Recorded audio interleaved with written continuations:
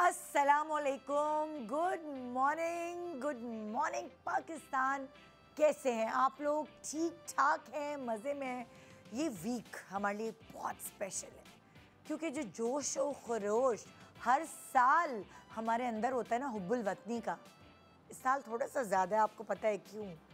और ज़ाहिर है इसीलिए ये आज से जो हमने, आज 11 अगस्त है ना, तो 11 अगस्त से ही हमने अपने 14 अगस्त तक के शो के लिए एक तैयारी शुरू कर दी है।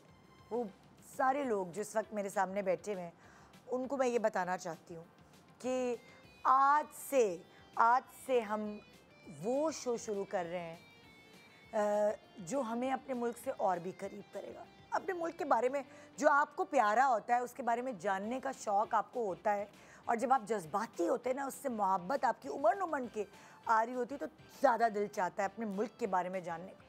कहते हैं ना, 1 और 1 11 होते हैं, तो ये बिल्कुल गलत नहीं है, बिल्कुल सही बात है, सही जुमला है कि 1 और 1 11 होते हैं। जब हम छोटे थे तो हमें वो, आपको पता है, 7-8 भाइयों वाली कहानी सुनाई गई थी कि स्टिक सबको दी गई, और अगर उन सब की स्टिक्स जमा कर दी गई तो उस बंच को तोड़ना मुश्किल हो जाएगा, मगर अगर सब एक को तोड़ना हो तो यूं आराम से टूट जाएगा। उसी तरह एक मकान को घर बनाने के लिए एक फैमिली की ज़रूरत होती है ना। अगर एक बच्चे की परवरिश खाली एक सिंगल पेरेंट करे तो वो उसमें हमेशा थोड़ा ना थोड़ा कसर रह जाती है, लेकिन अगर एक बच्चे की परवरिश उसके माँ और बाप मिलकर करें, यानी एक टीम, एक पूरा, वो कहते हैं ना कि जो कंप्लीट परवरिश होती है एक औलाद की, वो माँ और बाप दोनों से होती है। उसी तरह ये जो जिस मुल्क में हम रहते हैं, ये हमारा घर है, और इसके चारों सूबे इसे मजबूत बनाते हैं। पंजाब की ज़रख़ेज़ ज़मीन, सिंध की तारीख़ी मट्टी, खैबर पख्तूनख्वा के पहाड़, बलूचिस्तान की कुदरती वसाइल, मिनरल्स, जो ये सब कोई ना कोई, हमारे सारे सूबे कोई ना कोई ख़ासियत अपने अंदर समोए हुए हैं, और कोई एक भी अगर पीछे हटता है तो हमें कमज़ोरी सी फील होती है। हमारा मुल्क उतना मजबूत नहीं नज़र आता। दुश्मन तो चाहेगा किसी ना किसी एक सूबे में कोई ना कोई दरार डाले और दूर करे, लेकिन जो अपने होते हैं ना, ख़ास तौर पे जो कहते हैं ब्लड रिलेटिव होते हैं, उनके अंदर आप कितना भी दरार डालें, वो पानी की तरह होते हैं, वो फिर जाके एक दूसरे से मिल जाते हैं। सो हमें उम्मीद है कि हम इसी तरह मिले रहें, इसी तरह इकट्ठे रहें, इसी तरह प्यार मोहब्बत एक दूसरे से करते रहें, और इस, चाहे हमारा मुल्क छोटा सा है लेकिन एक मजबूत मुल्क है। एंड थैंक्स टू हमारे साइंसदां कि हम सुपर पावर इस तरह हैं, न्यूक्लियर पावर हैं, जिसकी वजह से हमारे ऊपर कोई मैली आँख से देख नहीं सकता। सो आइए इस हफ्ते अपने मुल्क के बारे में मज़ीद जानने की कोशिश करते हैं। हम बहुत बैठकर आपस में बड़ी बहस कर रहे होते हैं, हमारे मुल्क में ये ख़राबी है, हमारे मुल्क में वो ख़राबी है। ख़राबी किस जगह, किस इंसान, किस इलाके में नहीं होती, लेकिन फिर भी हम इन सब चीज़ों के बावजूद ओन करते हैं अपनी मिट्टी को, अपने मुल्क को, जिसकी वजह से हमारी पहचान है। पाकिस्तान जिंदाबाद। छोटे से ब्रेक के बाद हमारे साथ रहिए इस मुल्क से और ज़्यादा जुड़ने के लिए। Good morning Pakistan.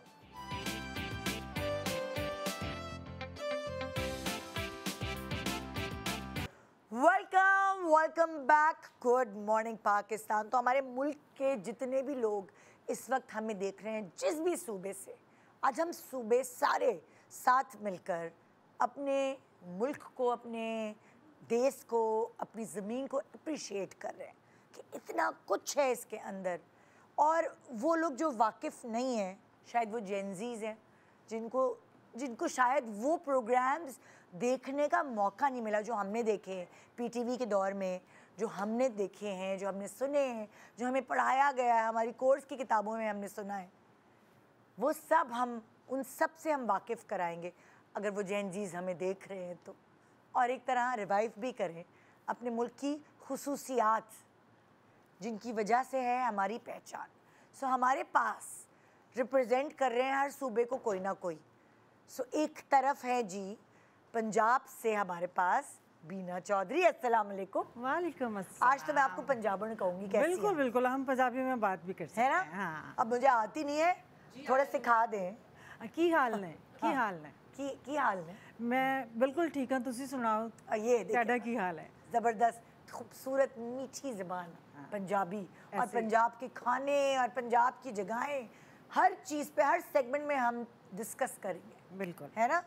फिर जी आते हैं हमारा सिंध सेटल है, हमारे सिंध की रिप्रेजेंटेटिव सेटल है। जूते पहन लिए, नहीं बस थोड़े से रह गए। चप्पल छुपी नहीं है, नजर आ। It's okay. फजीला काजी हमारे साथ। अस्सलाम वालेकुम। कैसी हैं? अस्सलाम वालेकुम। ठीक हूँ। सिंधी में काफ़ी समझती हूँ भाई। हाँ देखो, मैं जब आप कह रहे थे ना इनको, तो मैंने कहा पंजाबी में कहते हैं ना जी आया नू, हाँ, वेलकम को, हाँ। तो सिंधी में कहते हैं भली करे आया। हाँ भली करे हैं। तो सिंधी तो अब मुझे समझ आती है ना? सिंधी में शादी होके जो गई हूँ सिंधियों में, हाँ तो वो तो समझ आती है। नहीं, वैसे भी सारी ज़बानें, मुझे तो पंजाबी भी समझ आती है, मैं बोल भी सकती हूँ। की हाल है ਤੁਹਾਡਾ? खुश हो तुसी? लेकिन यार क्या सॉलिड जबानें हमारी माशाल्लाह। माशाल्लाह। मतलब मैं कहती हूँ आपको हर जबान आनी चाहिए, क्योंकि कम्युनिकेशन जो है आपको और करीब कर देती ऐसे ही है ना? बिल्कुल ऐसे ही है। और सिंध की खुसूसियात भी हम आपसे डिस्कस करेंगे। बहुत अभी जब मैं वास्ट कल्चर है, हाँ फिर खैबर करेंगे। पख्तूनख्वा को इंट्रोड्यूस करा दूं, हाँ, हमारी फिर। डॉक्टर बिल्किस खैबर पख्तूनख्वा से। पठानी कैसी हैं आप? अल्लाह का शुक्र, थोड़ा सा गला खराब। पठानियों की आवाज़ क्या गाने गा के आई हैं बहुत सारे? नहीं हैं 14 अगस्त के गाने गाए हैं? नहीं, इस्लामाबाद गई थी तो हाँ। वहाँ से फिर ट्रैवलिंग में हो गया। ट्रैवलिंग में होता है ना ये एक, और वैसे भी गले का फैला हुआ है। मेरा भी सैटरडे तक शदीद गला ख़राब था। मेरे बच्चे के क्लास फेलोज सारे घर पे जमा थे।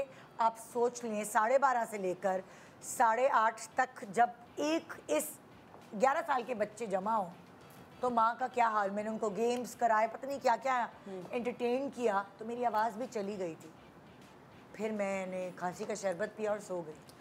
असल में आपने रेस्ट किया, मेरा तो बोलने का काम है, तो मेरा अगर गला ख़राब होता है फिर वो मतलब एक हफ्ता तो लेता है। नहीं पर अभी हमने दिल दिल पाकिस्तान भी गाना है, अपना गला सही करें आप। लॉन्ग बिल्कुल लॉन्ग खा रही हूँ। अच्छा, पहला सेगमेंट ये है, वो कहते ना हमारी कौम खाने के पीछे दीवानी है।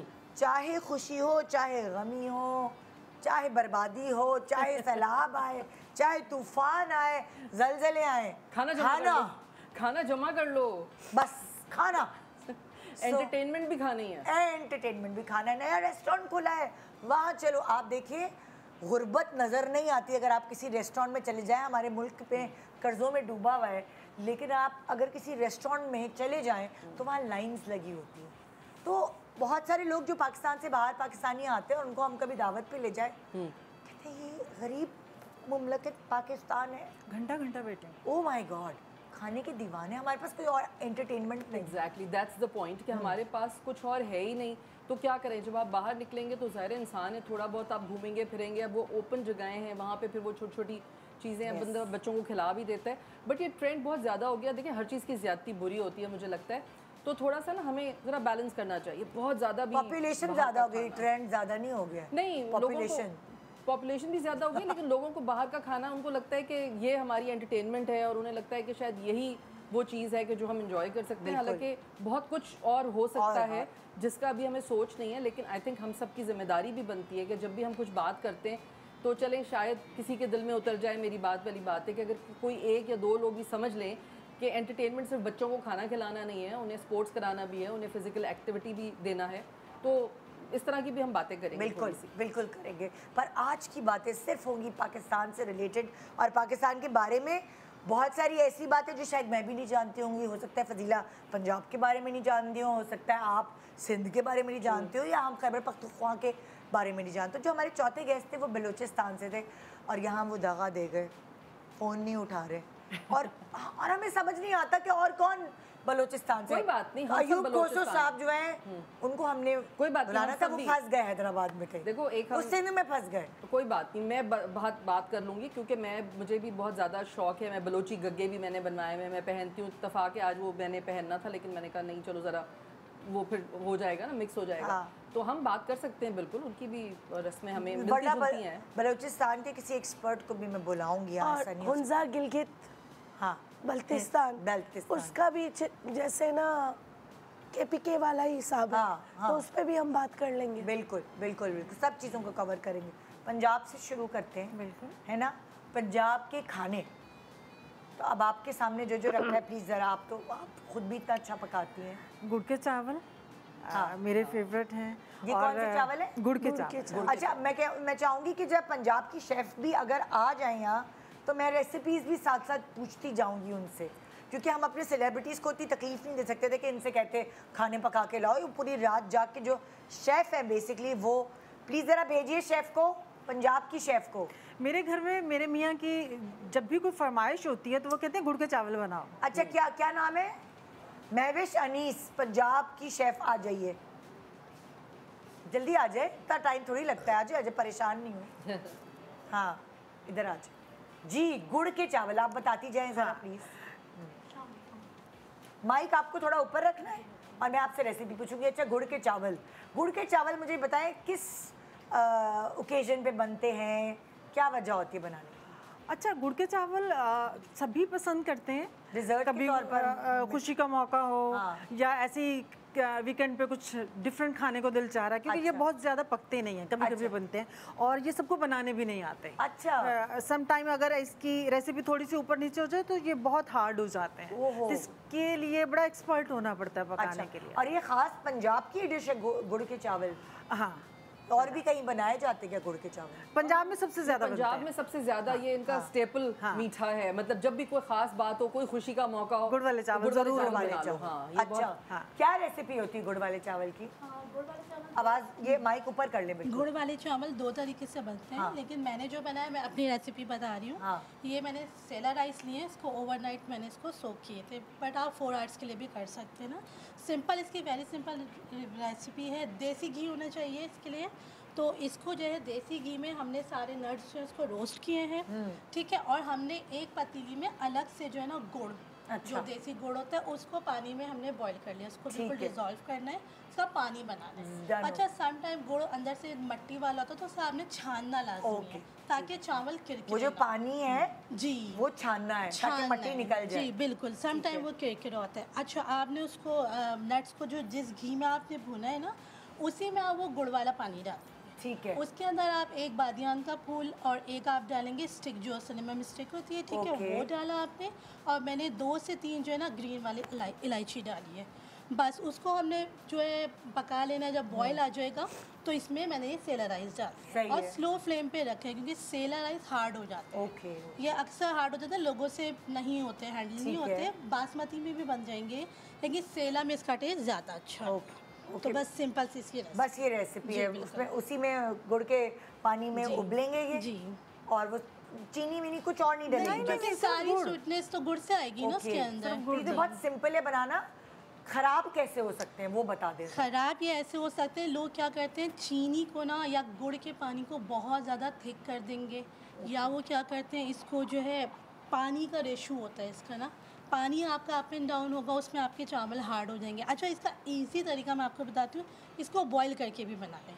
जिन लोगों से हैंडल नहीं हो रहे ना, वो बॉईल कर ले मतलब चावलों को चावल बॉईल को, किया? जैसे हम बिरयानी जैसे ठीक हम है। बनाते हैं ना, बिरयानी के जैसे दम लगाते हैं, वैसे हमने चावल बॉईल कर लिए।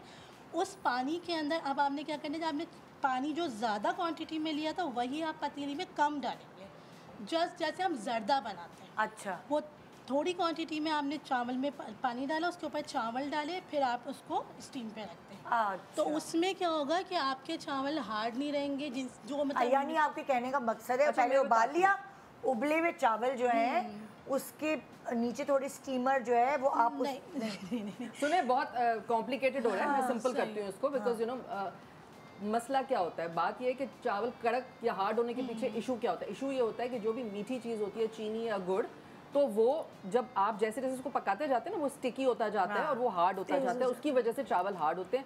तो मैंने भी ज़्यादा बनाया था अभी अपने चैनल पे। तो सिंपल रेसिपी ये है कि आप पहले चावल को फुली कुक कर लें, उबाल लें, उसके बाद जो आपने गुड़ का पानी बनाया हुआ है वो उसके अंदर डालें और उसको मिक्स करें और दम पे रख दें, सिंपल। और वो पानी इतना बनाएं कि जिसमें सिर्फ चावलों को दम लगे। हाँ, दम लग जाए, क्वांटिटी ज़्यादा ना हो। सही है। तो 2 तरीके हैं, ये आपने बता दी। अच्छा भाई, और क्या है बताएं मुझे जरा भाई। गुड़ के चावलों के बारे में नहीं, और दूसरी रेसिपी आगे बढ़े ना। मैंने कहा गुड़ के चावल सारा शो यहीं खत्म होगा। ये है लस्सी, मीठी लस्सी, लाइक जो बूरा लस्सी होती है जिसको हम दूध बुलोते वक्त मक्खन निकाला नहीं होता अभी, और हल्का हल्का कच्चा मक्खन होता है, पक्का मक्खन नहीं होता, तो उसको निकाल के जब आप पीते हैं तो उसका टेस्ट ही अलग होता है, उसको कहते हैं बूरा लस्सी। तो ये बूरा लस्सी, हाँ, हमें बचपन में अम्मी ने बहुत पिलाई, और चूंकि पंजाब में गर्मी बहुत होती है तो ये गर्मी को कम करती है। ओके, बूरा लस्सी, और इसका टेस्ट भी बहुत अच्छा होता है। खैर, इसके पीने से आम लस्सी और भूरा लस्सी में डिफरेंस क्या है? डिफरेंस ये है कि आम जो लस्सी होती है वो आप पूरा आपका मक्खन पक्का ऊपर आता है, आप वो मक्खन निकालते हैं, उस लस्सी को छान के पीते हैं, तो वो होती है आम लस्सी। लेकिन बूरा लस्सी ये होती है कि आपने जब दूध बुलो रहे हैं और अभी आपका उसके ऊपर झाग आई है, हल्का हल्का मक्खन आया, प्रॉपर मक्खन नहीं आया, तो उसको जब आप निकाल के ग्लास में डाल के पीते हैं और उसमें चीनी मिक्स कर लेते हैं तो उसको कहते हैं बूरा लस्सी। उसका टेस्ट अलग होता है। अच्छा, उसमें हल्का हल्का मक्खन होता है, हाँ, कच्चा तो कच्चा। यही है इसकी क्या रेसिपी है? ये इसी तरीके से बनती है, और वो हाथ से जो एक टिपिकल जो हाँ, उसी को बूरा लस्सी बोलते, वो मक्खन पूरा नहीं आता, वो ऊपर उसके फिर झाग होती है, झाग। और वो ये स्किन के लिए बहुत अच्छी होती है। हमारी अम्मी हमें बचपन में पिलाती थी तो ऐसे लाल गालें और पिंक रंग और ब्लश करते होते थे। क्या बात है। अच्छा, अगली रेसिपी बताएं क्या है? और ये है चना अंडे, चने अंडे। अच्छा, ये बहुत खाए जाते हैं पंजाब में। नाश्ते में तो, अंडा क्या कहते हैं? अंडा चना, अंडा चना, हाँ। नाश्ते में तो बहुत खाया और क्या चिक्कड़ छोले भी होते हैं। चिक्कड़ छोले भी होते हैं, चिकन और वो नहीं, जरूरी नहीं है चिकन हो, वो चिक्कड़ छोले वो वैसे भी वो ऐसे ही होते हैं। अच्छा, ऐसे ही होते हैं। उसमें क्या होता है कि हाफ छोले जो होते हैं ना उनको मैश करके डालते हैं, तो इट्स लाइक वो अच्छा, उसलिए चिक्कड़ का। अच्छा, ये इसकी क्या रेसिपी है भाई? इसकी जैसे फजीला मैम ने कहा है कि इसको मैंने इसी तरीके से बनाया है। इसको हमने बॉईल कर लिए, ठीक है, चनों को, चनों ठीक है? को, और हाफ हमने उसी के पानी में ग्राइंड कर लिए। अच्छा, सिंपल हमने घी मतलब कुछ साबुत वाले होंगे, कुछ पिसे वाले इससे होंगे, जो उसी की ग्रेवी बन जाती है। ग्रेवी बनती है वो उसी में बनती है। उसमें और अंडे उबाल के डाल दिए। अंडे उबाल के अलग से डाल दिए। बस सिंपल रेसिपी है। घी में आपने वही जीरा डालना है, हाँ। और क्या कहते हैं दही डालना है, हल्दी डालनी है, ब्लैक पेपर ज़्यादा डाला है मैंने इसमें, अच्छा। ठीक है। ब्लैक पेपर डालेंगे, इस मसाले को भून लेंगे जिंजर गार्लिक पेस्ट के साथ। ये खास पंजाबी डिश है। पंजाब में मसाले ज़्यादा नहीं खाए जाते, हाँ, मैं यही कम देखा। मसाले खाए जाते हैं ना। तो बस हमने घी के अंदर, घी में ज़्यादा खाना बनता है वहाँ पे, तो हमने घी में इसका मसाला बनाया। फिर जो हमने पेस्ट बनाया था चनों का, वो पेस्ट डाला, फिर चने डाले। उसके बाद हमने जब इसका ऑयल ऊपर आ गया तो हमने अंडे बॉईल करके डाल दिए, और थोड़ा सा गर्म मसाला पिसा। पंजाब में देसी घी ज़्यादा इस्तेमाल अच्छा, आप अगली बताएं क्या है? अगली या इधर वाली? ये है हमारा सरसों का साग। ये सरसों का साग और मकई की रोटी जो रिप्रेजेंट करती है पंजाब को। ये कल्चर है पंजाब का कि आपके घर गेस्ट आ रहे हैं और सर्दियां हैं तो सबसे पहले जो बनेगा वो साग और मकई की रोटी बनेगी। भूख लग रही है मुझे इसे देख के। आई लव मकई की रोटी। मैंने आज बहुत अपने अच्छी हाथ लगती है। आपसे अहद किया कि बस निदा, बहुत हो गया, अब तुम सच्ची वाली डाइट पे चली जाओ। तुम और देखो ये बचपन से यही अहद कर रहे हैं हम सब एक दूसरे से और आपस में। सुनिए, अगर साग में आप मक्खन नहीं डालें, हाँ। खाली साग खाएं तो वो डाइट है। हाँ, नहीं, ग्रीन वैसे है ना। सुनिए, ये जो मक्खन होता है असली वाला, ये तो वैसे भी आपकी सेहत के लिए अच्छा होता है। छोड़े इन बातों को, मुझे डाइट कोलेस्ट्रॉल थोड़ी होता है, इससे छोड़ो। निदा काले के आज जाके आज ही तोड़वाएंगे मेरी डाइट। अच्छा, ये बताएं जरा साग की रेसिपी क्या होती है भाई? ये साग सिंपल साग है इसमें, और मेथी है और पालक है, ठीक है। इसको हमने कौन से पत्ते हैं जो इस साग में डालते हैं? मेथी सरसों का साग, सरसों का के साग। पत्ते डालते हैं हाँ। इसके अंदर ना, मेन वही है इसका। इसमें जैसे पालक, आप मस्टर्ड सीड्स वगैरह, वो भी सब सरसों हैं। हाँ, वो है तो मस्टर्ड सरसों, इंग्लिश में बिल्कुल, कहते हैं ना। बिल्कुल, नहीं, लेकिन वो तो सीड्स है वो ना। तो seeds मस्टर्ड नहीं seed अलग। मैं कह रही हूँ मस्टर्ड को उसी से सरसों का- उसी से ये पौधा बनता है। हाँ। मस्टर्ड जो हमारा ऑयल है, सीड्स है, बिल्कुल। उसी का ये पत्ता है। हाँ। वो है, पालक है इसमें, और मेथी है। इसको कट किया, इसको आपने वॉश बहुत अच्छे से करना है। क्यों? ताकि इसमें मट्टी होती है बहुत? मट्टी होती है, कसैलापन भी होता है इसके अंदर। कड़वाहट जो होती हाँ, है। बिल्कुल। अच्छा, तो और ये जितने भी लीफ टाइप की चीज़ होती है, हम इसको अच्छे से वॉश तो आपने इसको वॉश किया बहुत अच्छे से? जी, बिल्कुल। फिर उसके बाद नेक्स्ट स्टेप क्या है इसका? नेक्स्ट इसका ये कि हमने क्या करना है, इसको सारी ग्रीन चीज़ों को हमने पानी के अंदर डाल दिया, ठीक है। इसके साथ हमने लहसुन, हरी मिर्च और अदरक और बस ये चीज़ें डाल के इसको पानी में बॉईल उबलने छोड़ दिया। बिल्कुल उबलेगा। कितनी देर तक उबालें? इसको हाफ आवर्स लगेंगे, इसका पानी ख़त्म करना होता है इसी साग के अंदर ना, वो पानी बिल्कुल ख़त्म हो जाएगा। फिर एक वो घोटना जो होता है उससे हमने इसको घोटना है, ब्लेंडर नहीं चलाना है। अच्छा, ब्लेंडर चलाने से क्या नुकसान होता है? ब्लेंडर से ही बिल्कुल ऐसा कड़वा हो जाएगा। नहीं, एक टेक्सचर जो है रनी हो जाएगा। टेस्ट अलग आता है, जो घोटते हैं उसका टेस्ट अलग होता है। और इसको आप जितनी हल्की आंच पे कुक करेंगे उतना इसका टेस्ट ज़्यादा अच्छा होता है। और इसमें मेथी और पालक कम क्वांटिटी में डलती है और साग ज़्यादा क्वांटिटी में। बाथू भी डलता है, बाथू भी डलता है। हाँ, बाथू भी डलता है, उससे इसमें लेस आ जाता है और टेस्ट ज़्यादा इन्हेंस हो जाता है। अच्छा, फिर इसको जो है हमने बस ये एक साइड में हो गया, इसको हमने मैश कर लिया, बिल्कुल ड्राई कर लेना इसको। फिर इसका अलग से एक तड़का बनेगा, उसमें हम जो है देसी घी, लहसुन और जो है ज़ीरा, उसको जो है ना उसका हम तड़का लगाएंगे। अच्छा, कुछ लोग इसमें टमाटर भी डालते हैं, बट टमाटर डलते नहीं हैं। अच्छा, ये मकई की रोटी कैसे बनाते हैं? मकई की रोटी तो बस सिंपल मकई का आटा लेना है हमने। ये थोड़ी सी मुश्किल से बनती है क्योंकि इसकी डो जो है ना, हाँ, ये फैल जाती है। हाँ, टूट जाती है ये। चावल की रोटी का भी यही होता है। चावल की रोटी का बिल्कुल। इसको जो है ना एक ट्रिक होती है, आपको थोड़ा पानी हाथ पे लगा के पेड़े बना के और हाथ से इसको बस मकई के आटे से बनती बस सिंपल मकई का हाँ, आटा लेकिन है। मकई का आटा जो हमारा दूसरा आटा होता है उससे डिफरेंट गूंदा जाता है। ये हमेशा इसको थोड़े से नीम गर्म पानी से गूंदते हैं, और जैसे दूसरे आटे में हम पूरा पानी डाला और उसकी डो बना लेते हैं, ये वैसे नहीं बनती। इसको थोड़ा थोड़ा डालते रहते हैं और हाथ से ऐसे ऐसे करते रहते हैं, तो इसके अंदर लेस बनता है। अच्छा। और फिर प्रॉपर ऐसे ऐसे करके बहुत थोड़ा सी बना के एक साइड में रख के, फिर जब आपने पेड़ा बनाना है फिर उसको ऐसे ऐसे हाथ से हाय, मसलना ब्रेक आ गई। हाय, अभी मैंने बाकियों के पूछने थे खाने। चलें ब्रेक के तो बाद। मुझे तो ये बनानी आती है, तो मुझे तो इसका पूरा अच्छा, एक छोटे से ब्रेक के बाद आएंगे वापस। तो फिर हम सिंधी खाने और खैबर पख्तूनख्वा के खानों को डिस्कस करेंगे। Good morning Pakistan.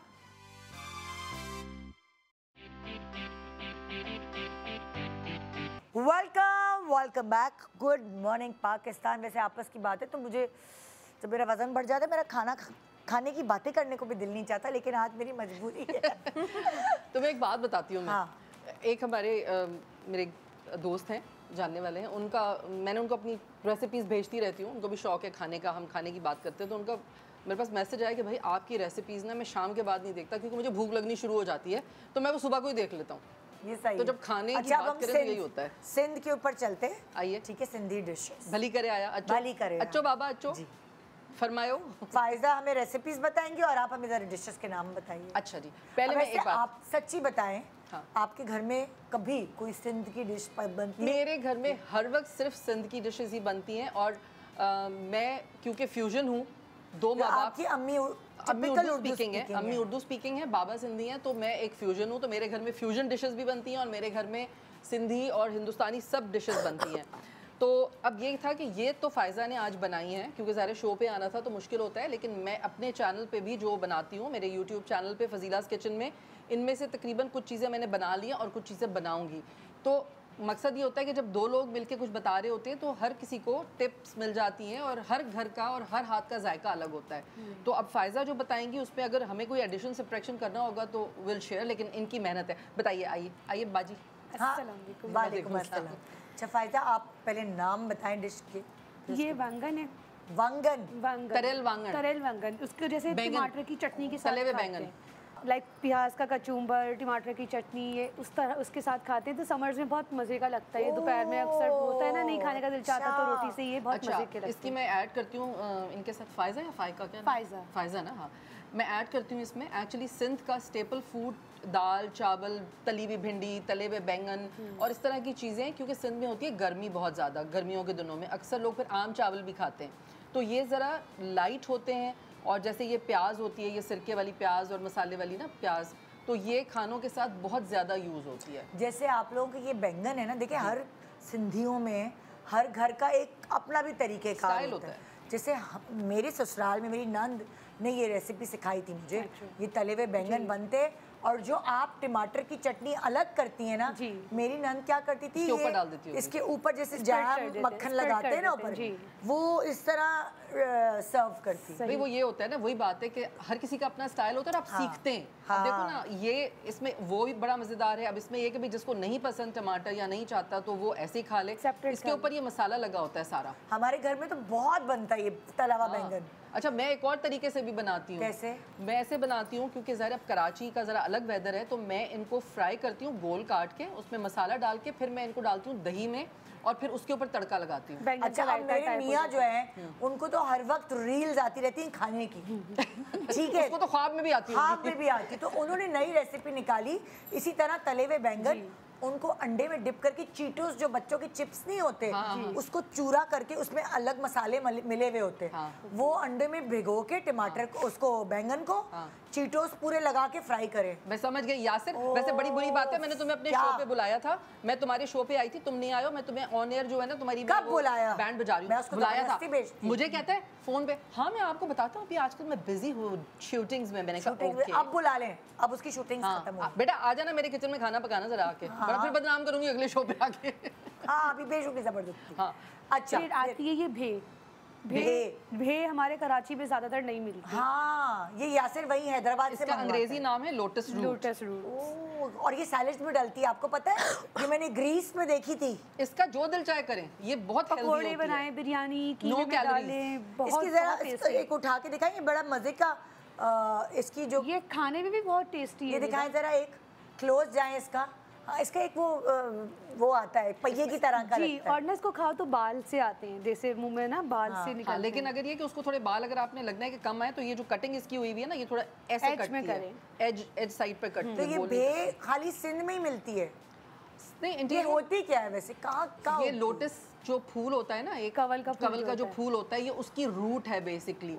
तो ये ज़मीन के अंदर होती है, कीचड़ में होती है, जहाँ उगता है ना कमल का फूल, तो ये उसके अंदर होती है। तो जब इसको निकालते हैं तो एक्चुअली हमेशा जब आप लेने जाएं ना भे, तो देखते हैं कि उसकी साइड्स बंद हों। मतलब अगर साइड्स टूटी भी होती ना तो उसके अंदर पूरा कीचड़ हो जाता है। तो जब ये निकलती है ज़मीन से तो ये एक्चुअली पूरी कवर्ड होती है वो चिकनी मिट्टी और कीचड़ से। दलदल में पाई जाती है या कमल की? इतनी लेयर होती है। दलदल नहीं, देखो कमल का फूल जो होता है वो जिस भी जगह पे होता है, नीचे वो पूरा कीचड़ होता है ना उसमें, तो उसमें वो अंदर ये उसकी रूट है बेसिकली। तो जब आप इसको लेते हैं तो उसको आपको अच्छे से धोना होता है, और उसके बाद कोशिश ये करने लेते हुए कि इसकी दोनों साइड्स जो है ना वो इंटैक्ट हो, वो टूटी भी ना हो। तो बड़ा कीचड़ अंदर होता है, अगर आपने ऊपर से इंटैक्ट है और धो लिया उसको तो बिल्कुल नीट और वाइट कलर की ऐसी निकलती है। और ये जो डाइट कर रहे हैं लोग उनके लिए भी अच्छी है, क्योंकि इसमें कोई कैलोरीज नहीं होती हैं। और ये इसीलिए सैलड्स में भी, ग्रीस वगैरह में तो यूरोपियंस को तो बहुत वो है ना सैलड्स का, तो वो हर जगह ये यूज़ करते हैं। And this is a very healthy thing. तो सिंध में बहुत इस्तेमाल होती है क्योंकि ठंडी भी है गर्मियों में। तो और बताएं, और दूसरी क्या है? और दूसरी है ये सयल मच्छी। ये भे जो है ये तो आप किसी तरह भी पका सकते हैं। पकोड़े बनाते हैं इसके। जी, बॉईल होती है, थोड़ी हार्ड होती है, पकने में 15 to 20 मिनट्स लगते हैं। बॉईल करके फिर पका, फिर आप अपने स्टाइल से पका। और बॉईल करके भी मैं ये करती हूँ कि कभी भी पानी नहीं फेंकती, थोड़ा सा नमक डाल के उतना ही पानी डालती हूँ जिसमें ये उसी में जज्ब हो जाए, ताकि इसकी जो अपनी एक न्यूट्रिएंट वैल्यू है, न्यूट्रिशनल वैल्यू है, वो खत्म ना हो। ये आप चिकन में बना सकते हैं या फिश के साथ डाल सकते हैं, एवरीवे, मतलब कहीं भी आप यूज। अगली डिश क्या है? ये है सयल मछली, माय फेवरेट। सैल मछली, ये खाने हम हैदराबाद जाते हैं खास। अच्छा, हमारे घर आ जाना, हम पका के खिला देंगे। आप मेरे घर आ जाए, मैं बना के खिला दूंगी। बस अब यही करूंगी। डाइट में गई हो, कह रही है मेरे घर आ जाओ। खैर मछली तो हम डाइट में खास, एक दिन उसके घर जाना और एक दिन इस वेजिटेबल के अंदर, इसमें मछली के अंदर ना आलू भी डलते हैं। बाबा आलू जो है ना सिंधियों के फेवरेट है। आलू सिंधियों के हर खाने में डलते हैं। मेरा मियाँ तो बस वो आलू पे, बल्कि शो में वो हर वक्त कहते हैं बिरयानी में आलू डाल दिए, कीमे में आलू डाल दिए। उस दिन भिंडी गोश्त पका रही हूँ, कह रहे भिंडी में आलू डाल दिया। अबे मैंने कहा भाई चलो यहाँ से तुम हर जगह आलू। हाँ, लेकिन अच्छा, सिंधियों की फेवरेट डिश आलू है, पर मेरा वाला जो सिंधी है वो आलू से दूर रहता है, उसको आलू भाई वो तो अब हेल्थ कॉन्शियस आजकल हुआ है, वैसे भी के लिए। मैंने अपने ससुराल में आलू खाते सिर्फ मेरी एक सिंधी देवरानी, मेरी भाभी है, मतलब लाइक मेरे देवर की वाइफ जो है डॉक्टर फरा, वो उसको मैंने आलू खाते हुए देखा, चावल के साथ आलू खाती थी। वो इसलिए चावल के साथ कैसे भी आलू फ्राई करके। हाँ, इसलिए कि यहाँ पे जब रात में मेरे ससुराल में जैसे ना रोजाना रात को दाल चावल पकते थे। कुछ पक जाए दाल चावल होते थे, उसके साथ तरेल भिंडी, तरेल पटाटा, मतलब फ्राइड भिंडी और पटाटे। पर हमारे वाले सिंधी जो है रोटी के शौकीन ज्यादा है। हाँ, चावल के काम घर का एक सिस्टम होता है, लेकिन चावल, मतलब मेरी सास कहती थी कि जब मैं छोटी थी तो मैं नाश्ते में भी चावल खाती थी। अरे बाप रे, दूध के साथ। तो अच्छा और क्या है? अच्छा इसका बता दो ना हाँ, जरा। सेल मछली की रेसिपी बताएं।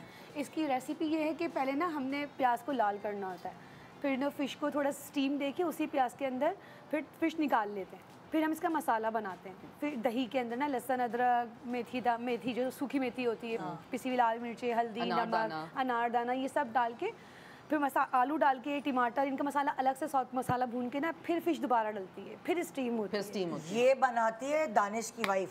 बस तो फिर एक दिन अगली दावत दानिश की वाइफ वो लाड़काना की सिंधी है। हाँ। और लाड़काना से ही वो फिश मंगवाते हैं। लाड़काना नहीं, सॉरी गलत बता रही है, लाड़काना सही, हाँ लाड़काना ही, ठट्टा सॉरी, उफ दिमाग खराब हो गया मेरा। ठट्टा की सिंधी है वो।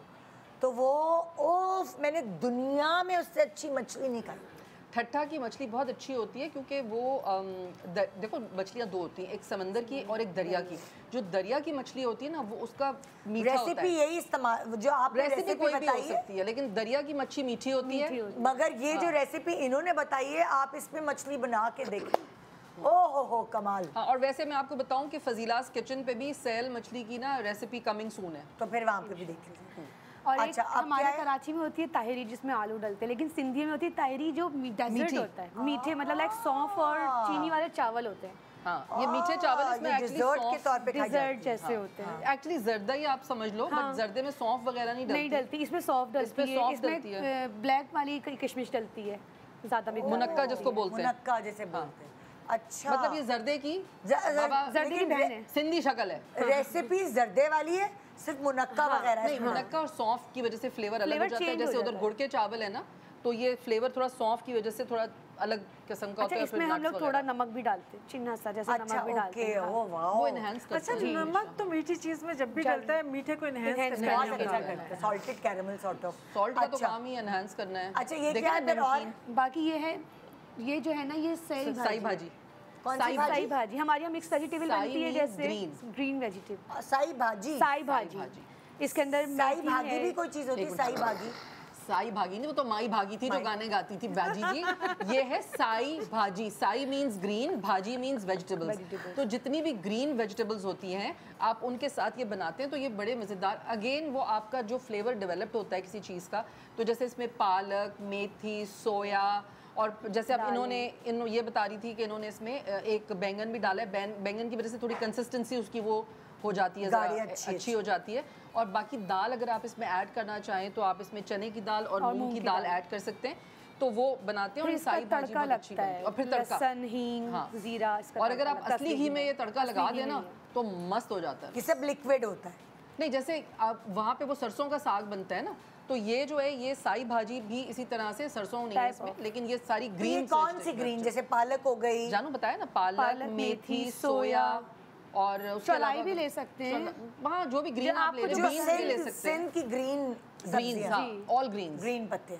सो ये भी बहुत हेल्दी होती है, क्योंकि देखें ना, अब आप ऑर्गेनिक जगहों पे जाके वो माचा और वो ग्रीन वाले जूसेस और वो सब ले रहे हैं, माचा टी ले रहे हैं, तो ये बहुत अच्छी है ऐसे। तो ये एक हो गई है। अच्छा, बाकी ये है फुल डाइट को तबाह करने वाली चीज, चूरी। नहीं, बुसरी। बुसरी कहते हैं इसे। बुसरी होती तो चूरी की तरह ही है ना? नहीं, बना चूरी अलग होती है, इसकी चूरी बनती है। हाँ, इसको बना के चूरी बनाती है। इसमें ना जैसे हम आलू स्टफ करते हैं आलू के पराठे में, इसमें गुड़, इसमें गुड़ स्टफ करते हैं अंदर और असली घी में बनाते हैं। मतलब आपको जैसे लाइक हमारे बच्चे पैदा हुए थे, मेरी सास ने हमें क्या कहते हैं, बुसरी ये बना के दी थी हमें। जी, हमारी दुल्हनों को भी खिलाते हैं, जैसे हेल्दी होती है। अच्छा, और हमारे बेबीज के बाद, हमें शादी के बाद नहीं खिलाया, बेबीज के बाद। आजकल तो जैसे अभी इसमें अभी आटे में बनी हुई है, लेकिन जब आपने बुसरी बनानी होती है, जो चूरी बनानी होती है ना, तो आप ये बुसरी जो है आप उसमें बनाते हैं बाजरे की रोटी में। तो उसकी आप फिर बाजरे की रोटी असली घी में करके और उसको आप तोड़ के और उसमें चीनी डालते हैं या गुड़ डालते हैं या आपने जो भी नट्स डालने होते हैं। जैसे अगर आप हिंदुस्तानियों की तरफ जाएं तो वहाँ पे वो बनती है ना गोंद मखाने, तो वो होते। तो ये आप अगर बाजरे की रोटी में बनाएं और असली घी और वो मिलाएं, वो चूरी वो होती है, और उसके लड्डू भी बनते हैं। अच्छा। और ये जो है बुसरी जो है ना, ये आटे में और इसमें अंदर लेयरिंग जो होती है वो गुड़ की होती है, और अगर गुड़ नहीं है तो चीनी भी डाल सकते हैं आप, ब्राउन वाली। और असली घी में आप इसका पराठा बनाते हैं, और ये बहुत ही बच्चों के लिए तो स्पेशली सुबह नाश्ते में ना ये बहुत अच्छी है, जबरदस्त। और जैसे उर्दू में हिंदुस्तान में अगर आप जाएं तो उधर मीठा पराठा भी बोलते थे, तो बुसरी उसको बोलते हैं। अच्छा, अब हम बलूचिस्तान की तरफ चलते हैं, और जैसे मैंने कहा बलूचिस्तान वाले जो हमारे बलूची गेस्ट थे, वो हैदराबाद में रह गए। कोई बात नहीं। तो आप अस्सलाम वालेकुम जी, बलूची डिशेस को आप रिप्रेजेंट करिए। आपका नाम? सॉरी, सामिया आदिल। सामिया आदिल जी जी। मैंने बनाई है सज्जी। अच्छा। सज्जी के साथ सैफरॉन राइस है। अच्छा। बलोची टिक्का। हाँ। ठीक है, उसके बाद मैंने बनाया रोश, मटन रोश। ये बलोची टिक्का उर्दू स्पीकिंग नहीं बनाते या बलूचिस्तान में ही होता है? एक्चुअली वैसे तो यहाँ पे अब बहुत ज़्यादा खाया जाता है। आपने देखा होगा कि शादी वगैरह में काफ़ी इवेंट्स में ये होता है। ये बलोची टिक्का बलूचिस्तान से ही है या ये हमने नाम रख दिया? मसालों का डिफरेंस है। हाँ, थोड़ा टेक्निक और थोड़ा सा बस टेक्निक का डिफरेंट है, बाकी जो मसाले हैं ना ऑलमोस्ट इसके सेम है दोनों। अच्छा। जैसे सज्जी को मैंने ओवरनाइट मैरिनेट करा। जैसे अभी आप सज्जी के बारे में बता मैं आपको सज्जी के बारे में बता रही हूँ। सज्जी को मैरिनेट करा, नमक के पानी के साथ, सिरका डाला है और हरी मिर्चों के साथ। और सज्जी कौन से गोश्त की बनती है? वैसे तो बकरे की बनती है, मटन की बेसिक सज्जी जो है वो होती मटन की है। हाँ। लेकिन मैंने चिकन में बनाई है। लेकिन आप मुझे मटन के बारे में बताएं। जो सब्जी होती है बेसिकली उसके पकाने का तरीका अलग होता है। उसके पकाने का वो लोग तो उसमें बनाते हैं ना, अंगीठी में बनाते हैं उसको, पूरी जो जैसे तंदूर नहीं होता है उसमें लगती है वो पूरी। तो मंदी और सज्जी में क्या फर्क है? एक जैसे लगता है कुछ? नहीं फर्क है। नहीं फ़र्क है। मंदी अरेबिक है जी, मंदी अरेबिक है। उसके बहुत लाइट मसाले, वैसे इसमें भी बहुत मसाले लाइट है। लेकिन मंदी भी पकती उसी तरह है। नहीं, लेकिन सुनो मैं बताती हूँ मंदी का क्या होता है कि मंदी मंदी का जो गोश्त आप जब उबालते हैं तो उसका जो पानी निकलता है, जैसे पुलाव हम बनाते हैं ना, तो उसका जो पानी निकलता है उसमें मंदी के चावल उसमें बनाए जाते हैं और उसके बाद उस गोश्त को अलग से उस पर डाला जाता है ऊपर से। ठीक है, ये हो गई मंदी। अच्छा, सज्जी का ये होता है जो एक्चुअली पुरानी ऑथेंटिक बात है वो ये कि पूरा बकरा जब आप काटते हैं तो उसको आप बीच में से चाक करके उसको अंदर से सारा क्लीन करते हैं और क्लीन करके उसके अंदर जो है चावल और सब्जियां आप अंदर उसके भर देते हैं। फिर उसको ऊपर से आप सी देते हैं, सील करते हैं और उसके बाद आप उसको आग पे, कोयलों पे पकाते हैं पूरा। और वो बहुत टाइम लेता है, it's like maybe 3-4 hours. सज्जी की बात कर रही हूँ। तो आपको सज्जी और मंदी का डिफरेंस बता रही हूँ कि मंदी का जो चावल है ना वो मंदी के गोश्त के पानी में पकता है, ठीक है, और जो सज्जी है उसका चावल उसके अंदर पकता है। तो जब आप सर्व करते हैं तो उसका बकरे का फिर पेट चाक करते हैं तो वो चावल अंदर ही पक गए होते हैं, चावल वेजिटेबल्स, उसको निकाल के फिर पूरा बकरे के पीसेस करके या पूरा का पूरा ऐसे ही आप पूरा फ्लेवर रच जाता है और पूरा वो कोयलों के साथ अंदर उसमें पक रहा होता है ना, तो वो बहुत मेहनत का काम है। पूरी शादी में देखा, काफी टाइम टेकिंग होता है, वो काफी टाइम में बनता है। तो ये जो जैसे चिकन की सब्जी बनती है, चिकन की सब्जी तो बहुत ईजी है। मैंने जो इसमें जो चिकन है वो स्किन विद स्किन यूज करी है, तो उससे एक फ्लेवर अच्छा आता है और एक रोस्ट कर लेते हैं। चिकन के पेट में भी चावल भरे जाते हैं? नहीं, कोई ऐसा नहीं है, बिल्कुल भी नहीं। इसको बस ओवरनाइट जो है हरी मिर्चें, बहुत सारा लहसुन और पानी और विनेगर के साथ उसको मैरिनेट कर लिया। अच्छा। उसको कवर करके आप रख दें। ओवरनाइट करेंगे तो अच्छा है, वो अंदर तक जो है जूसी सा हो जाता है चिकन और फ्लेवर आ जाता है उसमें। उसके बाद साइड में जो है आपने इसका मसाला तैयार करना है, जिसमें जो है साबुत धनिया है, ज़ीरा है, साबुत गोल वाली लाल मिर्च है, नमक है और ये हमारा जो है गरम मसाले में जो है वो थोड़ा सा बादियान का फूल है और गरम सिनेमन स्टिक है। अच्छा। उसको रोस्ट करके और फिर आपने उसको साइड में अपने मतलब बहुत ज़्यादा बारीक नहीं उसको चॉप वो करना है, ब्लेंड करना है, लाइट सा बिल्कुल ना। अच्छा। जैसे दरदरा सा मसाला हो। सही। फिर उसके बाद आपने इसको स्टीम कर लिया। अच्छा। अब आपकी चॉइस है, इसका जो स्टीम का जो पानी है उसको आप स्टॉक के तौर पे राइस में भी यूज़ कर सकते हैं, क्योंकि उससे थोड़ा फ्लेवर आ जाता है राइस में ना। डिस्कार्ड ना करें, उस पानी को यूज़ कर लें। और फिर बाद में मैंने इसको जो है वो ओवन में ग्रिल करा है सब्जी को। अच्छा, आपने तो मैंने थोड़ा सा इसको वो बलूचिस्तान के मैदानों से आप किचन में अवन तक ले आई? हाँ, वो मैं इसलिए क्योंकि वो मुझे इसको थोड़ा सा कलर भी देना था ऊपर से और ग्रिल वाला वो एक फ्लेवर भी आ जाता है, इफेक्ट आ जाता है। और बताएं, रोस्ट बड़ा मशहूर है। रोस्ट जो है वो मटन में बनाया है। मटन को जो है अच्छी तरह नमक के साथ मसाज करते हैं बहुत। अच्छा। ठीक है, मसाज करने के बाद उसको 2-3 घंटे के लिए रख दें, बिल्कुल रेस्ट छोड़ दें इसको। उसके बाद आपने जो है एक जैसे आपने अपना पैन लिया, उसमें मटन डाला, पानी डाला, आलू डाले, आलू बाद में डालेंगे, सॉरी, टमाटर और प्याज होल। अच्छा। पूरा साबुत। सही है। साबुत डालने के बाद थोड़ी सी इसमें बिल्कुल कोई स्पाइस नहीं होता, मतलब अगर हम लोग को तो थोड़ा फ्लेवर होता है ना कि लगता है कि फीका, लेकिन इसमें बेसिकली नहीं होता। नमक और इसमें हल्दी जाती है और साबुत काली मिर्च जाती है। अच्छा। ठीक है, और आलू बुखारे जाते हैं इसमें। आलू बुखारे भी? जी, ताकि वो उसका फ्लेवर आए। जी। उसके बाद इसको 20 मिनट्स के लिए आपने कुकर पे प्रेशर दे दिया ताकि वो मटन बहुत अच्छा सा टेंडर हो जाए। उसके बाद जब आपने इसको ओपन करा तो उसके बाद इसमें आपने आलू डालने हैं और आलू स्किन के साथ डालेंगे। एक्चुअली इसमें जो क्या कहते हैं वो मटन है उसका अपना जूस जो निकल रहा था वो खालिस उसका जो अपना स्टॉक होता है ना उसका फ्लेवर होता है इसमें। ओके। वैसे भी मुझे लगता है कि ये जितनी भी गोश्त की डिशेस है ना उनमें अगर मीट क्वालिटी अच्छी होती है ना तो आपको बहुत अच्छा फ्लेवर बनता है। और मैं आपको एक बात बताती हूँ, मुझे ब्रेक पे जाना है, फिर आके बताइएगा आप। छोटी सी बात। अच्छा बता दे जल्दी। कि केपीके में और बलूचिस्तान में मसाले बहुत कम खाए जाते हैं, तकरीबन फीके खाने, इसलिए इनकी रेसिपीज में लाल मिर्चें नहीं होती। लाल मिर्च बिल्कुल भी नहीं लाल मिर्च। बिल्कुल। एक छोटा सा ब्रेक, मुझे लगता है पूरा शो खाने का बन गया। अभी इतनी सारी और बातें करनी थी मगर चलें, खैर कोई बात नहीं। ब्रेक के बाद आके आपका कंप्लीट करेंगे बलूचिस्तान का खाना और फिर चलेंगे गिलगित बल्तिस्तान खैबर पख्तूनख्वा आपकी तरफ। Good morning.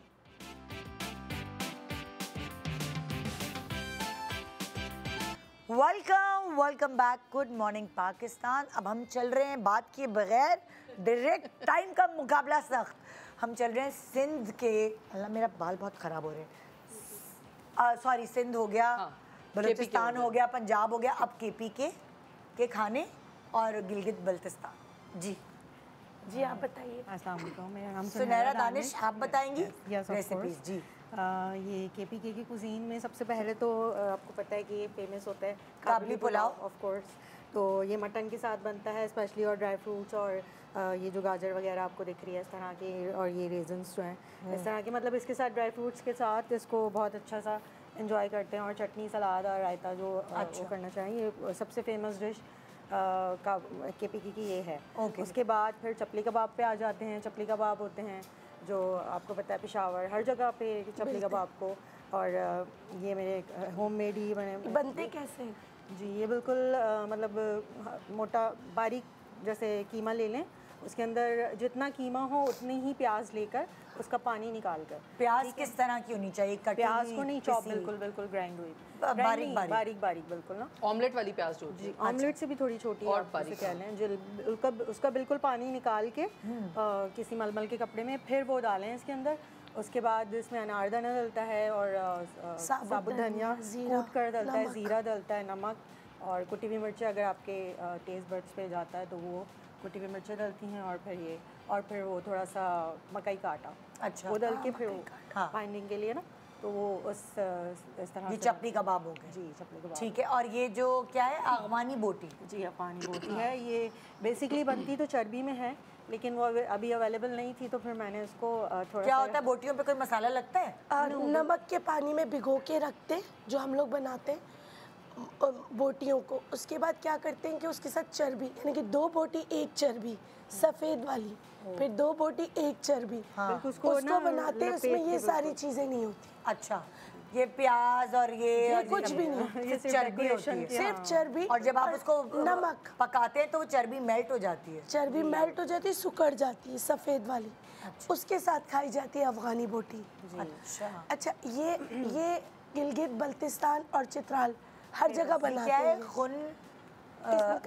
गुनज़क, पता नहीं क्या लिखा, गुनज़खी। हम लोग इसको शीशा भी कहते हैं। बिल्कुल स्वीट डिश की तरह होती है, जैसे नॉर्मली मैं समझ रही हूँ पेरी बाइट्स रखे हुए हैं।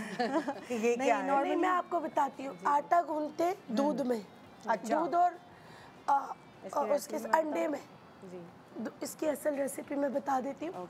दूध और अंडे में इसको गूंथते आटे को गरम पानी में। अच्छा। उसके बाद क्या करते हैं कि इसको ये वाली शक्ल दे देते हैं।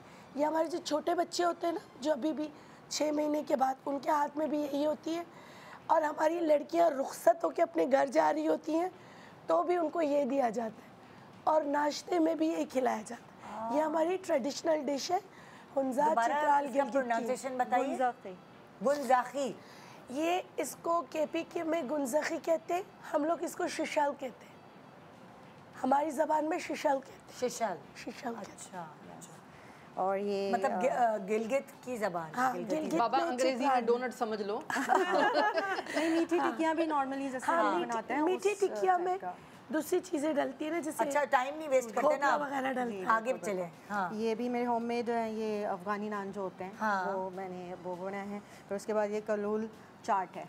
कलूल चाट, हाँ, या ये क्या होती है? कलूल किडनी बीन्स को कहते हैं। किडनी बीन्स बहुत खाई जाती है। तो किडनी बीन्स को फिर मैंने चाट और ड्राई फ्रूट्स के साथ उसकी पेशावरी जो होता है बेसिकली। अच्छा, ओके। भाई जाहिर है चीज़ें तो बहुत सारी हैं, लेकिन जो है ना वो अब सारी तो हम नहीं बता सकते, तो मेन एक डिफरेंस आपको सारे कुजीन्स में नज़र आया कि क्या डिफरेंस है? सबसे ज़्यादा किस सूबे में मसाले तेज़ खाए जाते हैं? पंजाब नहीं, वाकई पंजाब सिंध में खाए जाते हैं, सिंध में, कराची में। मुझे अगर नॉर्मली देखें आप, अगर हम खाना खाने पंजाब गए तो वहाँ मुझे हल्के मसाले लगे। देखिए कराची में खाया जाता है, कराची सिंध का हिस्सा जरूर है, लेकिन कराची एक शहर है सिंध का। हाँ। और सिंध के जो दूसरे शहर हैं उधर भी डिफरेंट तरीके, पता है, मौसम के हिसाब से। अब जैसे ये किडनी बीन्स जो हैं KPK में या वहाँ पे, क्योंकि गोश्त बहुत ज़्यादा खाया जाता है, तो किडनी बीन्स आपको पता है ये बड़े अच्छे होते हैं आपकी शुगर लेवल्स को, इंसुलिन लेवल्स को लो करने के लिए। तो कॉम्बिनेशन ऑफ डिशेज हैं जो कि हर जगह के, हर शहर के मुख्तलिफ हर उसके मौसम के हिसाब से। लेकिन मसाले जो है सिंध के कुछ इलाकों में मसाले बहुत खाए जाते हैं, जो उत्तर का इलाका है उधर ज़्यादा मसाले खाए जाते हैं, क्योंकि वो फिश बनाते हैं। मतलब नहर के उस पार ना? उत्तर मींस ऊपर से, अपर सिंध। अच्छा, इसी तरह पंजाब में भी है कुछ इलाके हैं जहाँ ज़्यादा स्पाइस खाए जाते हैं और कुछ है जहाँ नहीं खाए। अब खैर लोगों में इतनी अवेयरनेस आ गई है कि पता चल गया कि स्पाइस नुकसानदेह है, तो इसलिए लोगों ने अब कम कर दिया। नहीं बाजी, नुकसानदेह नहीं है। अच्छा, ज़्यादा स्पाइस वैसे मतलब लेवल्स ज़्यादा है, लेकिन जो हमारे अपने मसाले हैं ना, जैसे हल्दी है, धनिया है और ये चीज़ें, गरम मसाला, ये कुछ चीज़ें जो है अगर मतलब बैलेंस में यूज़ की जाए, आपकी बात सही है, अगर बहुत ज़्यादा स्पाइस लेवल हो तो गलत हो, लेकिन अच्छा अब हम चलते हैं अगली उसकी तरफ, सेगमेंट की तरफ। वो है चलो रस्में। हेलो बाबा, हेलो। मैं आज तो बिल्कुल ही उस टॉपिक से हट ही नहीं रही हूँ और ना किसी को हटने दे रही हूँ, क्योंकि टाइम कम है चले और चीज़ें ज़्यादा बतानी है। ओके, तो हम सबसे पहले चलेंगे सिंध की रस्मों की तरफ। हेलो बाबा, आ जाए। हेलो बाबा, हेलो। हाँ जी। राबिया सुमरो हमें जो सिंध की हमें रस्में बताएंगी, बहुत सारी तो मुझे भी पता है। हाँ। मेरी शादी पे भी हुई, मेरी भी शादी पे हुई। हाँ, तो बहुत सारी तो हमें पता है। चलिए जी बताइए आप। मैंने कहाँ खड़े होना है? हमें यहाँ पे, हम यहाँ खड़े हैं। अच्छा ठीक, यहाँ खड़े हो। पहले तो मायों की रस्म होती है। हाँ। मायों में क्या करते हैं, पता रखते हैं, मेहंदी लगाते हैं और 7 सुहागनें आती हैं। अच्छा। वो 7 लेडीज आती हैं शादीशुदा। अच्छा। वो आती हैं, वो रस्म करती हैं, दुल्हन को यहाँ पे तेल लगाएंगी, यहाँ पे नहीं पहले तो वो भी तो बताएं ना, जो वो पहनाती है आप गोटे वाला। नहीं, वो लगा के फिर ये सब कुछ रस्म करके मायों। नहीं भाई, रस्म के बाद पहनाते हैं या पहले से पहना होता है? पहले रस्म करते हैं, फिर पहनाते, फिर कोई चेहरा नहीं दिखता दुल्हन का। फिर उसको कहते क्या है? अखियाँ बोलते हैं, ये अखियाँ लगाते हैं। अच्छा, वैसे ये इंटीरियर में ज्यादा होता है। हाँ, मेरी शादी पे ये रस्म नहीं हुई थी। इसलिए क्या आपको कौन पहनाए ये? 7 दिन के लिए आपको कौन बंद करे? और क्या, कोई 7 दिन। मुझे भी काबू करना मुश्किल था, मुझे भी नहीं पहनाया। पूरा मतलब नियत तो थी कि अखियाँ पहनो, अखियाँ, बड़ा रूप आता है। मैंने कहा लेकिन हमारा पहले ही रूप आया हुआ था। अच्छा जी। अच्छा, क्या होता है ये बताएं? इसमें पहले बताया ना, मेहंदी लगाते हैं, पत्ता रखते हैं, पत्ते के ऊपर मेहंदी लगाते हैं, 7 सुहागन आती हैं, वो रस्म करती हैं, फिर ये बांध देते हैं, फिर अखियाँ बांध। फिर और रूल क्या है कि कितने दिन तक अखियाँ बनेगा? कोई 2 दिन, 3 दिन, 4 दिन, बस आंखें खोली, बाकी सब। हमारे जमाने में तो आंखें भी नहीं खुलती थी, ऊपर से भी दुपट्टा। 25 साल हो गए मेरी शादी, मतलब ऊपर से भी शादी के बाद तो अंधेरे में जाना ही है, तो पहले ही अंधेरे। तो उसके बाद ना वो 7 दिन बैठे, कोई 2 दिन, कोई 3 दिन, फिर उसके बाद दूसरी रस्में शुरू होती हैं। जैसे दूल्हे वाले आ गए, बारात लेके आ गए, तो दूल्हा एंटर हुआ, जैसे ही आएगा तो उसको साली सुरमा पहनाएगी।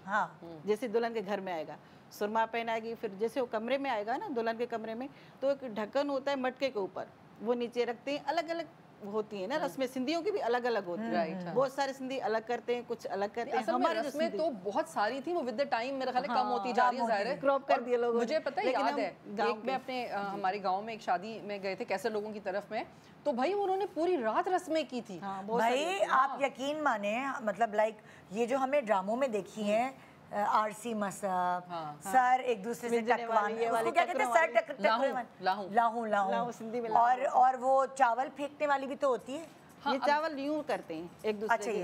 अच्छा, हाथ में देते हैं, एक दूसरे के हाथ में दिखाना। अच्छा, एक थाल में, आरसी मसब कहते हैं, थाल में वो अंगूठी डाल के वो ढूंढते हैं। नहीं वो थाल वाली किसी और सूबे की है। नहीं पता है, मैं एक बात बताऊं, हुआ क्या है कि अब जिसको जो रस्म अच्छी लगती है वो कर लेता है। लेकिन लाहू जो है वो टिपिकल, मेरी भी शादी पे लाहू हुई थी, वो इसलिए कराते हैं कि भाई आपस में जरा प्यार मोहब्बत रहे, आपस में सलूक रहे, तो दूल्हा दुल्हन के सर आपस में ऐसे ऐसे वो करते हैं। अलग अलग लेडीज आती हैं शादीशुदा, और कुछ लेडीज तो इतनी जोर के सर मारती है ना, फिर बीच में हम यूं रख देते हैं ना, हाथ रख देते हैं, हाथ रख देते कि भाई कोई टच करे तो उसको, क्योंकि टीका लगा होता है दुल्हन को, मांग टीका लगा होता है ठक करके वो नहीं वो फिर बीच में जो प्यार करते हैं वो ऐसे हाथ भी रख देते हैं, साली चाहे बाद में बैठी वो होती नफरत है ना, कर ले। मतलब दूल्हे पहले की मेरी साली नंद ने बैठी हाथ रख दिया था, फिर बाद में उसने बताया अच्छा बाजी मैं आपको बताती हूँ। तो अच्छा ये, और दूसरी एक और रस्म जो मैंने देखी थी वो मुझे लगा भाई मैंने तो कभी देखी नहीं, वो रुई उनको दे देते हैं और वो रुई से ऐसे ऐसे इधर रखते हैं।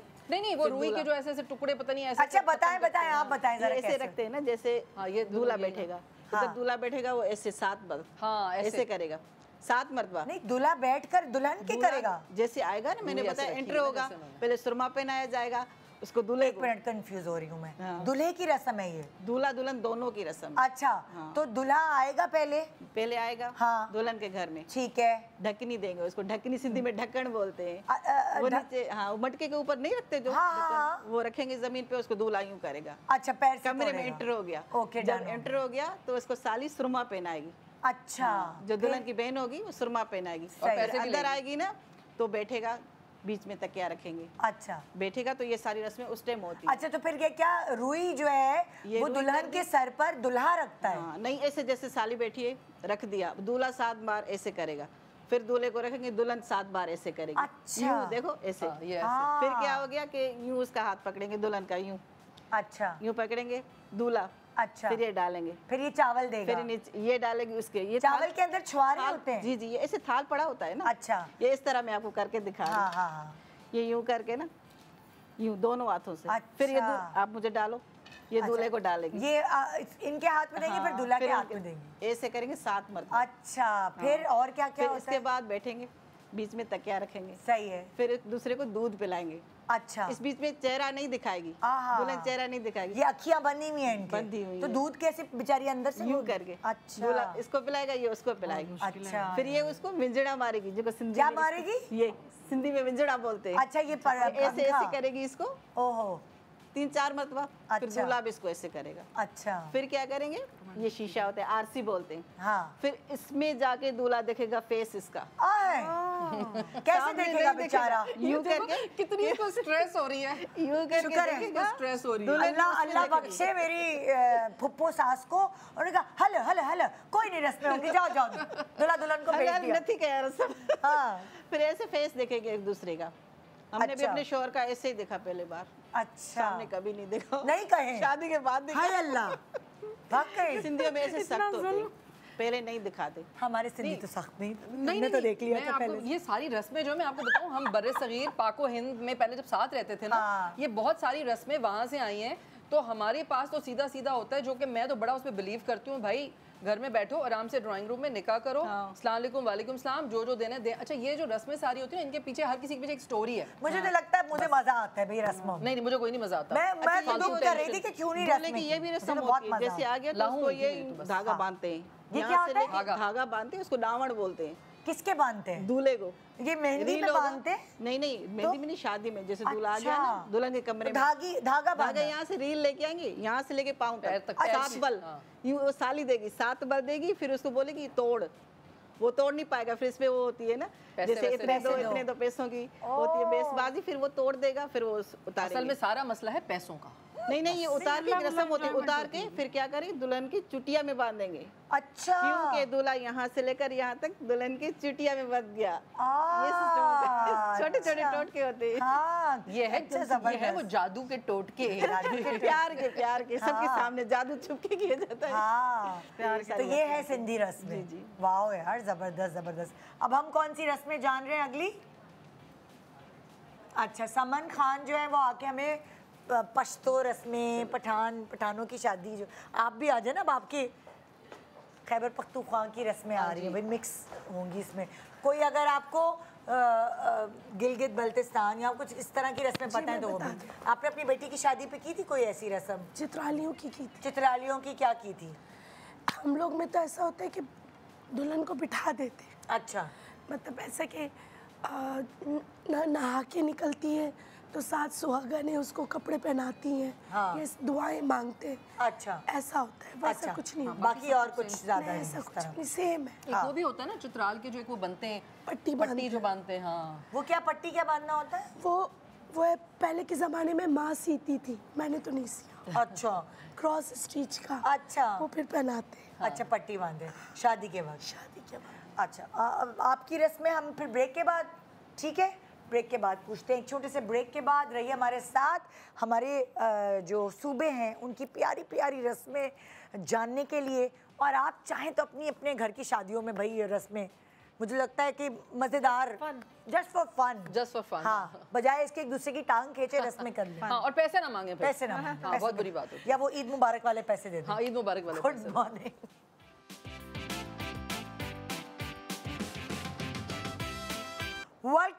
Welcome back, good morning Pakistan. तो हम जी इस वक्त पहुंचे थे हमारे सूबे जो हैं उनकी रस्मों की तरफ, और केपी के खैबर पख्तूनख्वा, गिलगित बल्तिस्तान, ये सब हम थोड़ा सा मिक्स एंड मैच करके जो है वो आपको रस्में बता रहे हैं। तो जी हमें कौन बता रही हैं? समन खान जी, अस्सलाम वालेकुम। अच्छा, हमारी शादी जो होती है वो डेट फिक्स के, जिस दिन डेट फिक्स करने जाते हैं ना उसी दिन से स्टार्ट हो जाती है रस्में। जी, रस्में उसी दिन से शुरू हो जाती हैं। जिस दिन के जैसे डेट फिक्स किया उसी दिन लड़कियों ने हल्ला गुल्ला शुरू कर दिया। अच्छा, फिर उसके बाद ये होता है कि सबसे पहले हमारे ना सूट कटिंग की रस्म होती है। कौन सी कटिंग?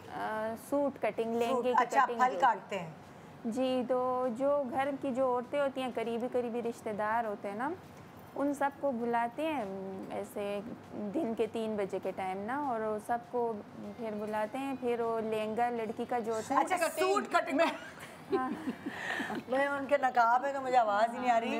वही कह रही हूँ, सूट कटिंग, लहंगा कपड़ों की कटिंग। अगर लहंगा हो या मैक्सी हो ना, बारात का जो होता है, हाँ, फिर उसको तो कौन वो लोग आप लोग रिश्तेदार मिलके काटते हैं? हाँ, लड़के की तरफ से जो होता है ना, लड़का या लड़की? लड़के की तरफ जो लोग होते हैं।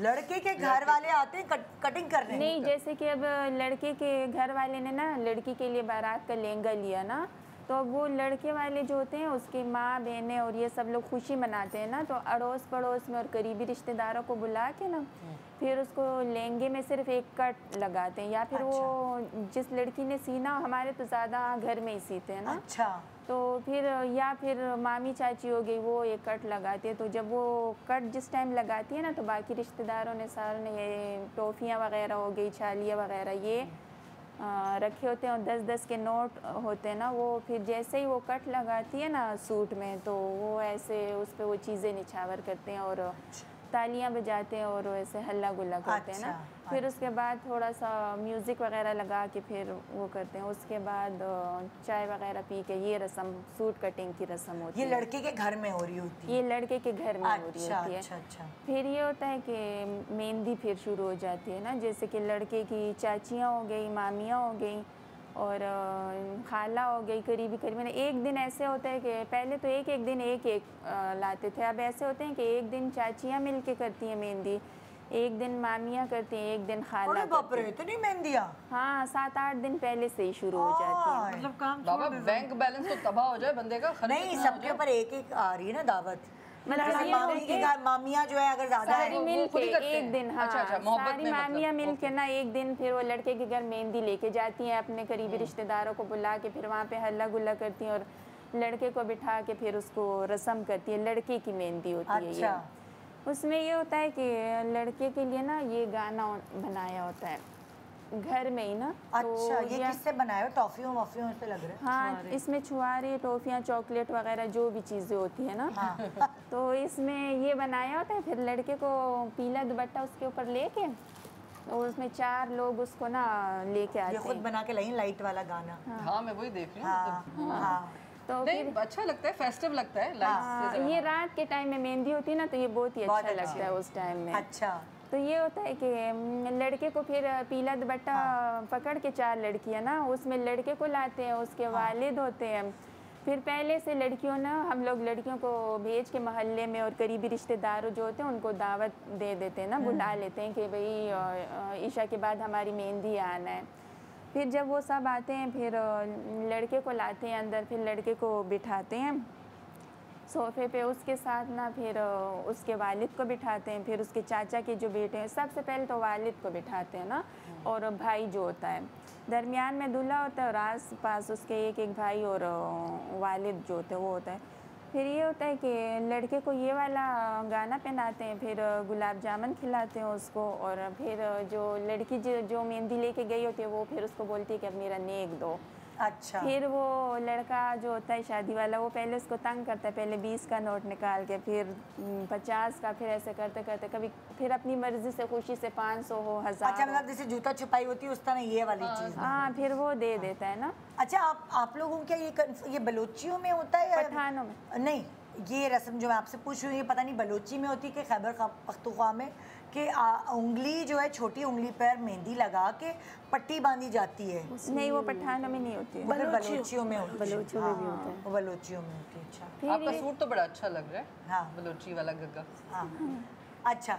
फिर ये होता है कि लड़के के साथ ना जब उसके वालिद बैठे होते हैं, जैसे लड़के के ये ना ज़्यादा उसका लगाया हुआ है ना, 4 हैं ये, जैसे 2 इस तरफ 2 4 है ना, इस तरह के जो लड़के के वालिद के लिए बनाते हैं वो एक ऐसे बनाया होता है ना। अच्छा, अच्छा। तो फिर वो लड़के के वालिद को वो पहनाते हैं और मिठाई, उनको भी गाना पहनाते हैं। हाँ, मिठाई उसको खिलाते हैं। तो ये आदमियों की बात ज़्यादा क्यों हो रही है? औरतों में क्या रस्में होती हैं? औरतों का भी ना, पहले हमारा ये होता है कि पहले जो उसके करीबी जो होते हैं ना, जैसे मामू के बेटे और चाचा के बेटे, इन सबको बिठा के एक रुमाल और साथ में जो एक गाना और गुलाब जामुन ये खिलाते हैं, और फिर जितने भी लड़के बैठते हैं ना फिर वो सब अपनी खुशी से 100 200 50 जितनी भी हो। अच्छा, लड़कियों की रस्म बताएं ना ज़रा। फिर लड़कियों का भी ऐसा ही होता है ना कि जब लड़के ख़त्म हो जाए, गाने हम लोगों ने बहुत सारे लाए होते हैं ना, फिर एक करके उसकी चाची, मामी, फिर खालाएँ, फिर उनकी बेटियाँ वगैरह सब बैठती हैं लड़के के साथ, फिर उनको हमने सादा गाने लाए होते हैं ना, फिर एक सादा। लड़की के साथ बैठती हैं?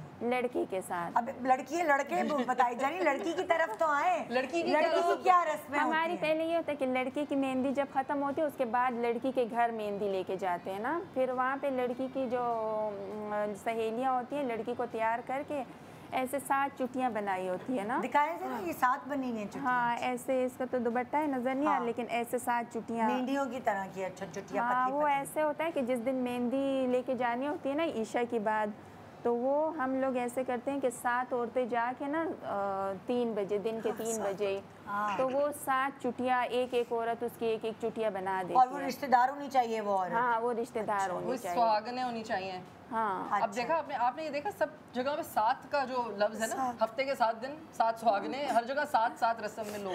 हाँ। अच्छा, इसका फिर जब लड़की के ये दिन में बना के उसको फिर 7 औरतें वापस आ जाती है ना, तो जब फिर ईशा के बाद मेहंदी हम लोग लेके जाते हैं ना, फिर लड़की को तैयार करके उसके दरवाज़ा बंद किया होता है। अच्छा। दरवाज़ा बंद किया होता है और उसकी सहेलियाँ उसके साथ कुछ अंदर बैठी होती हैं और कुछ दरवाजे के बाहर खड़ी होती है ना।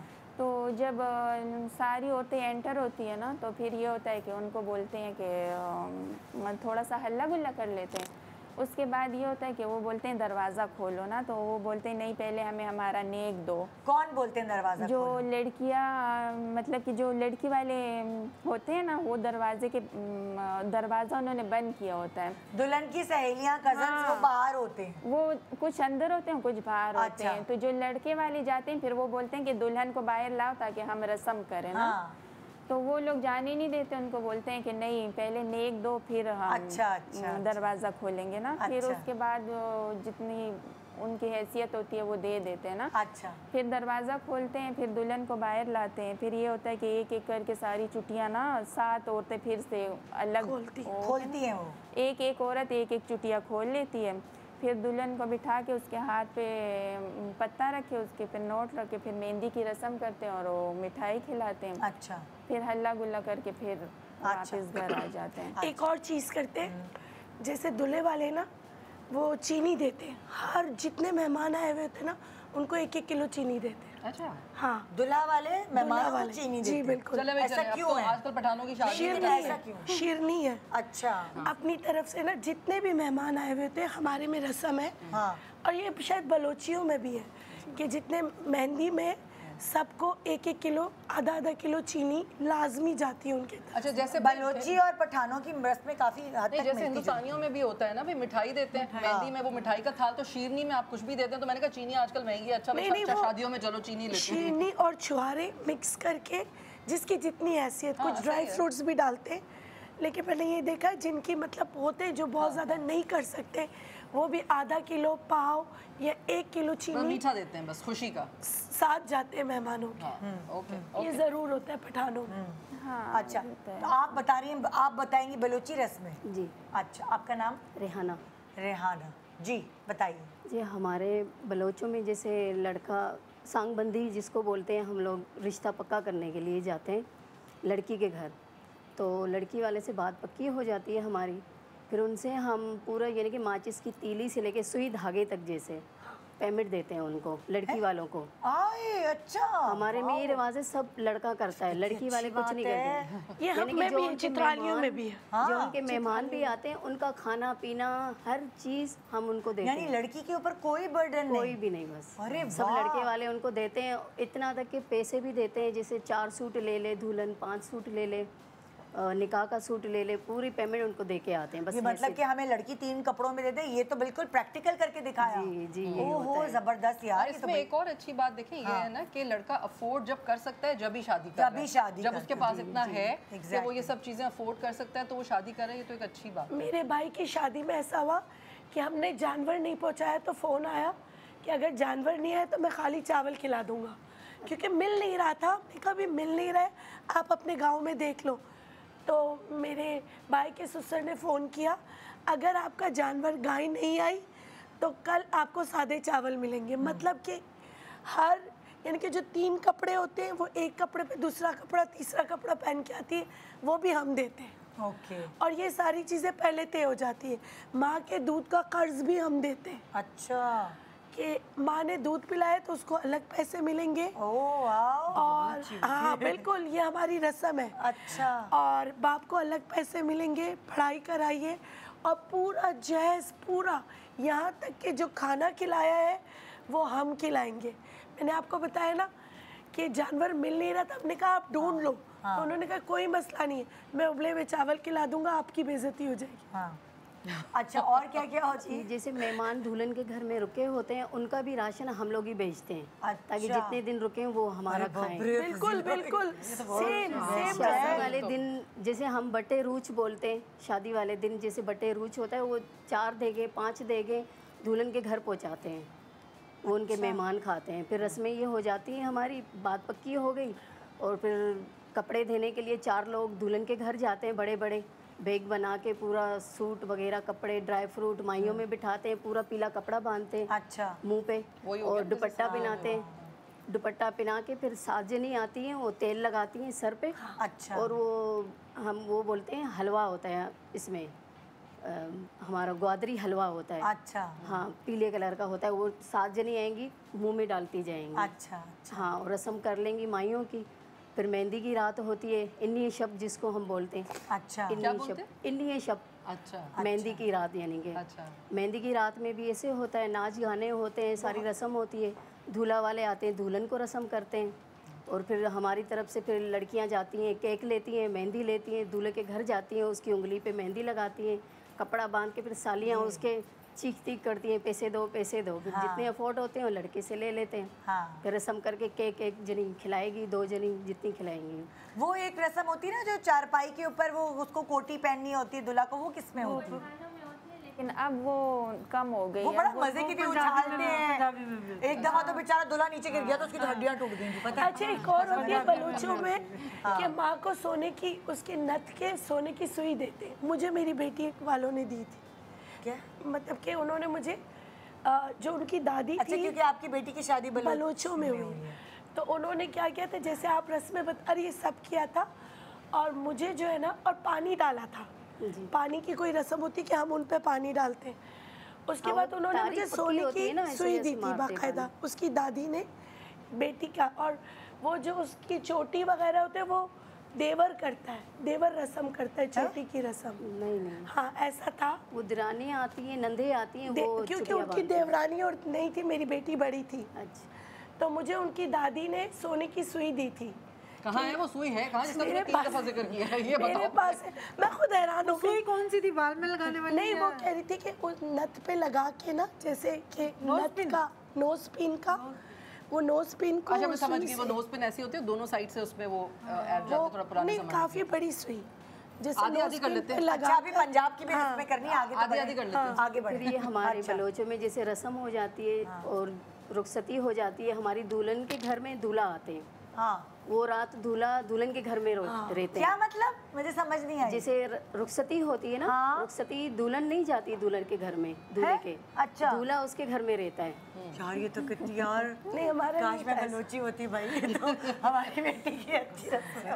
अरे ये तो मुझे पता ही नहीं थी। जी, वो एक रात उनके घर में रुकता है, फिर सुबह के टाइम फिर उनकी मर्जी, अगर दूसरी रात भी रुके तो रुक जाए। फिर उसकी जो लड़की की खाला पुप्पी उसके साथ वो जाती हैं, मतलब नाश्ता लेके वो जाती है। हाँ उनके घर जाती हैं। फिर अच्छा। अपने ससुराल में तब जाती हैं। फिर वहाँ पर होता है हमारे बट्टे ये लेकिन यार देखिए कितनी प्रैक्टिकल चीज है कि सारा खर्चा लड़के वाले उठा रहे, लड़की वालों पे बर्डन लेकिन नहीं। एक और बात है, फिर लड़की को ताकि पहली प्रॉब्लम ना हो जाके ससुराल में, तो लड़का उधर रहता है। निदा बात ये है ना कि सिर्फ लड़की पे नहीं, हमारे यहाँ एक्सट्रीम हो जाता है ना। फिर अब वो ये कह रही ना कि उन्होंने कहा जी जानवर नहीं मिला तो बॉयल चावल खिला देंगे आपको। तो बात ये है कि दोनों तरफ जो है ना बैलेंस होना चाहिए। मैं कहती हूँ 50-50 पे चलना चाहिए, जिंदगी में टेंशन नहीं होनी चाहिए।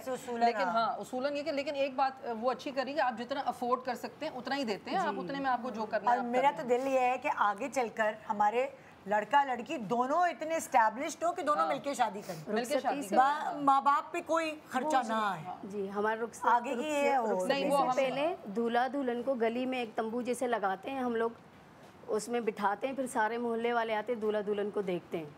अच्छा फिर बाद में दूल्हा दुल्हन अपने ये शादी के बाद मुंह दिखाई जो है वो है। अच्छा शादी में ही, शादी में ही। अच्छा अच्छा निकाह के बाद ना। जी जी निकाह हो जाता है। अच्छा अच्छा अच्छा चले अब बाकी हम बैठ के डिस्कस करते हैं। बहुत मैंने अपने मेहमानों को खड़ा कर है ना, दिया। बहुत खड़ा कर लिया आपने अपने मेहमानों को। चले बिल्कुल बिल्कुल।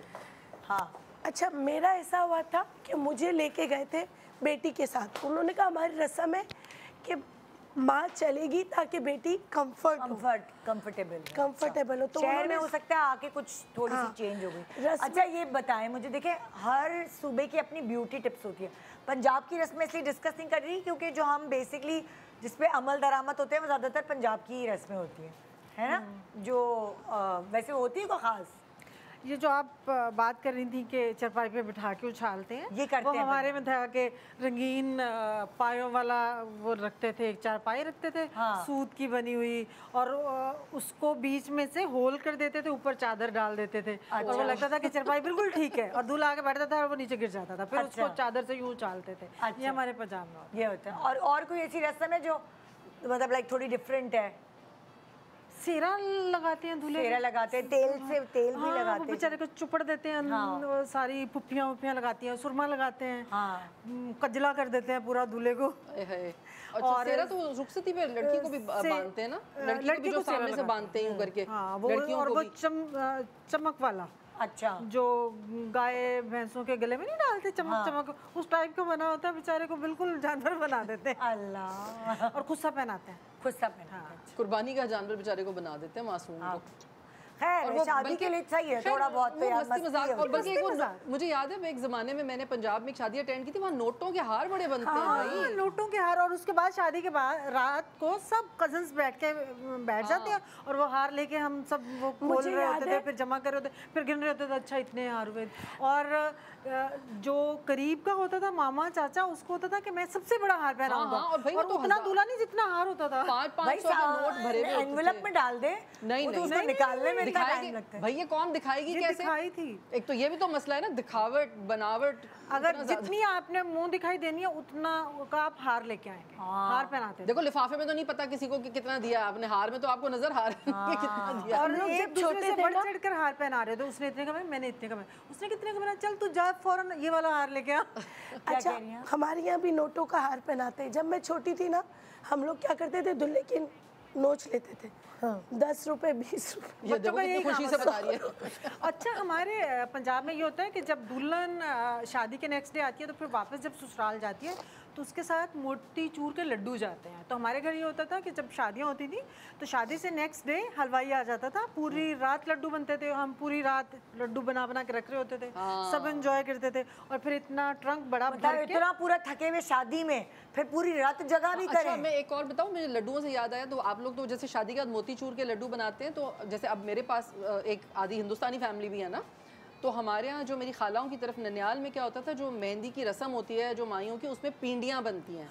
वो पिंडियाँ भी घर में बनती हैं, वो मैदा और सूजी और उसमें सारे फ्रूट्स, ड्राई फ्रूट ना मिला के, और वो इतनी मजे की कोई वो पिंडियों के लड्डू हमारे घर में भी वही बनता है। हम पूरी रात वो बैठ के लड्डू बनाते थे। फिर डाइट तो गई बेटा तुम्हारी। जब दुल्हन वापस जाती थी तो एक ट्रंक आता था स्पेशल लड्डुओं के लिए, तो वो भर के जाता था। फिर वो वहाँ जाके पूरे मोहल्ले में वो मोतीचूर के लड्डू बंटते थे कि दुल्हन का वो आया, मुकलावा आया। और हमारे यहाँ पर ये बनता था, और ब्रेड कहते हैं इसको, और मोटी बनाते जिसमें अखरोट डालते। वो जितनी भी मतलब पतीलियाँ होती हैं ना जो दुल्हन के साथ जाती हैं जहेज में, उन सब में ये भरा हुआ होता। तो ये कौन खाता था भाई? सभी मोहल्ले वाले, पूरे खानदान वाले खाएंगे। इतने मजे के बनते हैं। और जब भी आप अपनी बेटी के घर जाएं, जैसे उसके कोई बच्चा हुआ या कुछ भी हुआ, तो ये चीज़ें लाजमी है। थैंक यू, बहुत शुक्रिया आप लोगों का इतनी सारी चीज़ें हमें बताने का। सो ये वीक बेसिकली इंफॉर्मेशन हमारे मुल्क के हवाले से, जो भी खाने पीने और भी बहुत सारे चीज़ें हैं जो वक्तन फ़वक्तन रोज़ाना हम कोई ना कोई इन्फॉर्मेशन आपको देंगे। आज बहुत इन्फॉर्मेटिव शो था रिगार्डिंग आवर कंट्री पाकिस्तान। हम मतलब इतने बड़े हो गए यहाँ, पल गए, और हमें बहुत सारी चीज़ों के बारे में मालूमात हासिल नहीं। और पता है, जब तुमने मुझे कहा ना कि ये शो है, तो मुझे ना सारे वो कौमी तराने याद आ गए जो हमने अपने स्कूल में गाए थे। जो हम 14 अगस्त मनाते हैं तो उसमें जो भी हम तकरीरें करते थे, और मुझे कुछ पीटीवी के जो बहुत ज़बरदस्त से कौमी तराने ना, वो मुझे ऐसे याद आए। एक तो वो अमजद हुसैन का था, तेरा पाकिस्तान है ये मेरा वो तराने कहते हैं, मिली नगमे। हाँ मिली नगमे, तराना तो एक ही है। हाँ नहीं, कौमी तराना एक ही है, सॉरी मिली नगमे। हाँ तो वो मिली नगमे सारे मुझे इतने पसंद हैं, और वो मैं बस अभी मैं 3 दिन से यही कर रही हूँ। जैसे 14 का आने हो तो मैं पहले वो शुरू हो जाती हूँ ना, तेरा पाकिस्तान, और हिल के गाने ये सबने किया होगा।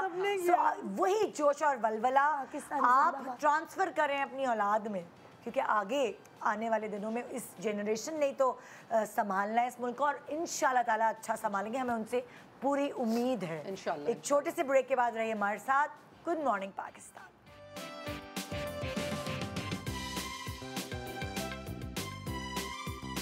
Welcome back. Good morning Pakistan. So जी, इस वक्त हम बात करेंगे स्किन की खूबसूरती की, और उसके ऊपर रोशनी डालने के लिए यहाँ मौजूद हैं अपनी ब्रांड के साथ उज़्मा इकराम मलिक, जो कि CEO हैं HJ ऑर्गेनिक्स की, और साथ हैं उनके जी इस ब्रांड के डायरेक्टर आसिफ हयात मलिक साहब, जो कि HJ ऑर्गेनिक्स के डायरेक्टर हैं।